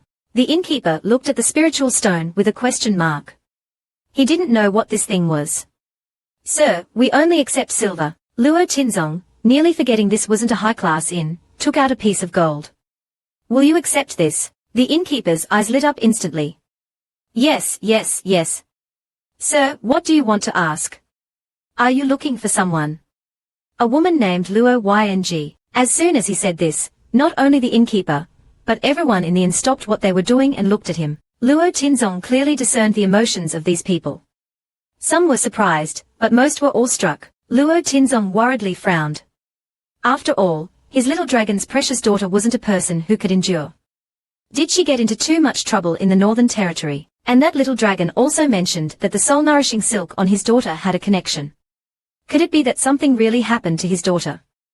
Thinking of this, Luo Tinzong unconsciously clenched his fist. At this moment, a fat man next to him clapped his legs and said, "You actually don't know about General Luo. Where did you come from?" "She's a legend in our Northern Territory." Hearing this, Luo Tinzong was puzzled. "My little sister told me it's a legend, but how exactly?" Before the fat man could answer, another guest spoke. "The fat man is wrong. She's a legend across the entire Northern Territory." Luo Tinzong couldn't contain himself any longer. He placed a pile of gold on their table. Continue, today's on me. The entire inn instantly became lively. 70 to 80 people excitedly shared everything they knew about Yu's great deeds, gesticulating wildly. You don't know. At that time, General Luo was only 11 or 12 years old. I thought she was some scholar. Yes, when General Luo single-handedly defeated the demon army, I was there. She was truly incredibly cool. It's a pity that 3 years ago, General Luo gave up her military power and retired. The atmosphere in the inn reached an unprecedented high. Luo Tinzong suppressed the urge to laugh. He never expected that his precious daughter, in a secluded place, could achieve such great things. She truly is my daughter. He happily drank several glasses of wine, his mood soaring. He couldn't wait to see his precious daughter. After gathering information, Luo Tinzong left the inn. They said that Yo-Yo had an important butler grandfather who died, so the soul in the soul-nourishing silk certainly wasn't his. At the foot of a mountain on the border of the Nanxing ghost realm, the unconscious Yu stirred. He suddenly opened his eyes. Feeling the powerful energy within his body, Yu was excited. He had actually broken through to the Ling stage. He recalled the mysterious man's touch on his forehead. It must have been that expert who helped him. He frantically searched but couldn't find the expert. Yu's mother made her grand entrance. The first to be targeted was Yu's, one of the three foolish brothers. The foolish big brother couldn't figure out why these experts like to hit first and ask questions later. Just now, Yu's woke up and discovered he had broken through to the Ling stage. It must have been that expert who gave him the opportunity. Unfortunately, before he could thank him, the expert disappeared. But the expert came out of the ghost realm, and certainly wasn't from the Northern Territory. Could the Rumu tree have opened? No, that can't be right. If the Rumu tree opened, why would the expert come from the ghost realm? At that moment, there was a loud boom. A thick bolt of lightning struck down not far from him. A figure vaguely appeared within the lightning. As the lightning dissipated, Yan Qinny, radiating a cold aura, walked out. Every step he took caused the surrounding air to explode with thunder. Seeing this, Yu exclaimed, a person came out of the lightning bolt. And one expert after another is coming out of the ghost realm. Is something going to happen? So the foolish eldest brother, Yu, excitedly ran towards Yan Qinny. Elder, do you know the previous elders? Yan Qinny sensed the aura of Luo Tinzong on Yu, his face darkening. He actually got there before me. Without a word, he pointed a finger. Poor Yu was struck by this unexpected attack, not understanding where he offended this expert. Elder, let's talk this out properly, okay? Yu stammered, unable to speak clearly. That damned man gave you a drop of washing water and blood essence. What's so good about it? Today, I'll let you experience the power of the Ling stage. Saying this, Yan Qinny spat out a drop of green liquid. Then, it entered Yu's forehead. Yu felt his entire body, from bones to blood, from internal organs to skin, submerged in boundless energy. It was only a drop, but the energy was immense. It surged and collided in his body, making him almost unable to bear it. After a while, Yu collapsed weakly on the ground. What kind of luck did I have? I keep meeting experts who help me improve. Yan Qinny didn't explain, directly unleashing thunder around him. He simply didn't want to lose to Luo Tinzong. Yu wondered, do all the experts now like to help people, or do they prefer doing good deeds anonymously? After Luo Tinzong left Nanxing, he headed towards the location of the Rumu tree. Looking at the towering giant tree reaching into the clouds, he knew that this was the Rumu tree. The next second, Luo Tinzong disappeared. But just as he left, Yan Qinny appeared where he had just been standing. Sensing the lingering aura of Luo Tinzong, Yan Qinny's face was unpleasant. That damned Luo Tinzong beat me to it. He followed the trail towards the Rumu tree. Perhaps Yu's aura was there. So, when they both appeared in front of the Rumu tree, Yanshling, who was enjoying his meal, was almost scared to death. He wanted to hide in the Rumu tree without thinking. These two gave him a terrifying feeling. They could crush him with ease. Yan Qinny grabbed him. How could he let him escape? He still needed to ask about his precious daughter's whereabouts. In the end, Yanshling stood trembling before them like a sieve. Little girl, do you know where Luo Yinyou is? Yu's mother and father finally arrived. Their sudden appearance always scared people half to death. Quickly say, have you seen our daughter? If you haven't, then we'll make you talk. The unlucky Yanshling didn't know who their daughter was. He wanted to escape without thinking. Yan Qinny grabbed him. You're a spirit beast of the Northern Territory. My daughter, Luo Yinyou, once helped you. You must know her. Yanshling was dumbfounded. You're Luo Muta's parents. No wonder he always felt that Luo Yinyou didn't resemble Yechi at all, and thought Yechi was betrayed. It turned out her parents were someone else. So you know our Yoyo. Quickly tell us where she is. We've been looking for her for a long time. Finding that he wasn't threatened, Yanshling sat on the ground. Of course we know her. We have a good relationship. But you're too late. She left a long time ago. Luo Tinzong and Luo M became anxious. Why is it that every time we find a clue, it's broken? Can you tell us where she went? Yanshling said he didn't know. She didn't tell me, but I guess she went to find materials to resurrect her butler grandfather. Luo M looked puzzled, clearly not understanding. Yanshling suggested they stay in the Northern Territory and wait for Yoyo. This is a long story. I can tell you slowly. Anyway, Luo Yinyou said when she grows up, she'll be back. The couple looked at each other. As long as she comes back when she grows up, then it's fine. Saying this, Luo Tinzong squatted down and pointed his finger at Yanshling's forehead. It will hurt a little, bear with it. Before Yanshling could react, a vast and pure energy surged into his body. Yanshling rolled on the ground, in agony. What did you do to me? If I die, your daughter will never come back. Luo Tinzong said calmly, don't worry, you won't die. This is washing water and blood essence. It will help you grow quickly. This is forced growth. Luo Yinyou, why is your father just like you? In a forest in the Southern Territory, Yoyo was frantically absorbing the spiritual energy of heaven and earth. Suddenly, the system popped up, displaying Yanshling's anxious emotions. Yoyo hit Zhao's. What's wrong with this spirit item again? Yoyo stopped thinking. She felt the abundant spiritual energy in her body. The spiritual energy concentration in the Southern Territory's forests is much higher than in the Northern Territory. Cultivating here, she could break through to the stage very quickly. This was much faster than she expected. She could set off to the secret realm to find the materials now. Yoyo tied it up and shot off like a rocket. Outside the secret realm, cultivators who had heard the news gathered here. Many influential families were present. It said that the Zhao family has arrived, as well as the Fengyun and Luo families. Following the crowd, Yoyo heard someone mention Yechi, and was pleasantly surprised. Although they belonged to the same sect, at this time, someone patted her shoulder. Yoyo was startled and slapped the other person's hand away. In such a crowded place, she hadn't noticed the person approaching. An old man sniffed her. So it's you. It's you. Then, he grabbed Yu's hand. Come, come, young girl. Our young master is waiting for you. Yoyo was taken aback. Wait a minute. At least tell me who your young master is. Yoyo finally met her long-awaited Yechi. He started with a Monkey King-style greeting. Little rascal, I've missed you. Where have you been all these years? Just when Yoyo arrived at the secret realm, she was pulled out by Yechi. Yoyo was then pulled away from the secret realm by him. In a peach orchard, Yechi had been waiting for news. The attendant brought Yoyo to Yechi. Young master, I've brought the person. Is it this young girl? Looking at the tall back in front of her, Yoyo didn't recognize him at first, but she felt incredibly familiar. Yechi turned around, smiling at the stunned Yoyo. Little brat, long time no see. The moment Yoyo saw Yechi, she was so excited that tears welled up. She rushed towards the person she had missed for 10 years. Like when she was a child, she jumped up and hugged him, clinging to his head. Where have you been all these years? Feeling something on his chest, she discovered that Yechi had grown legs. Yechi, you have legs now. Yes's face was buried in Yuyu's chest.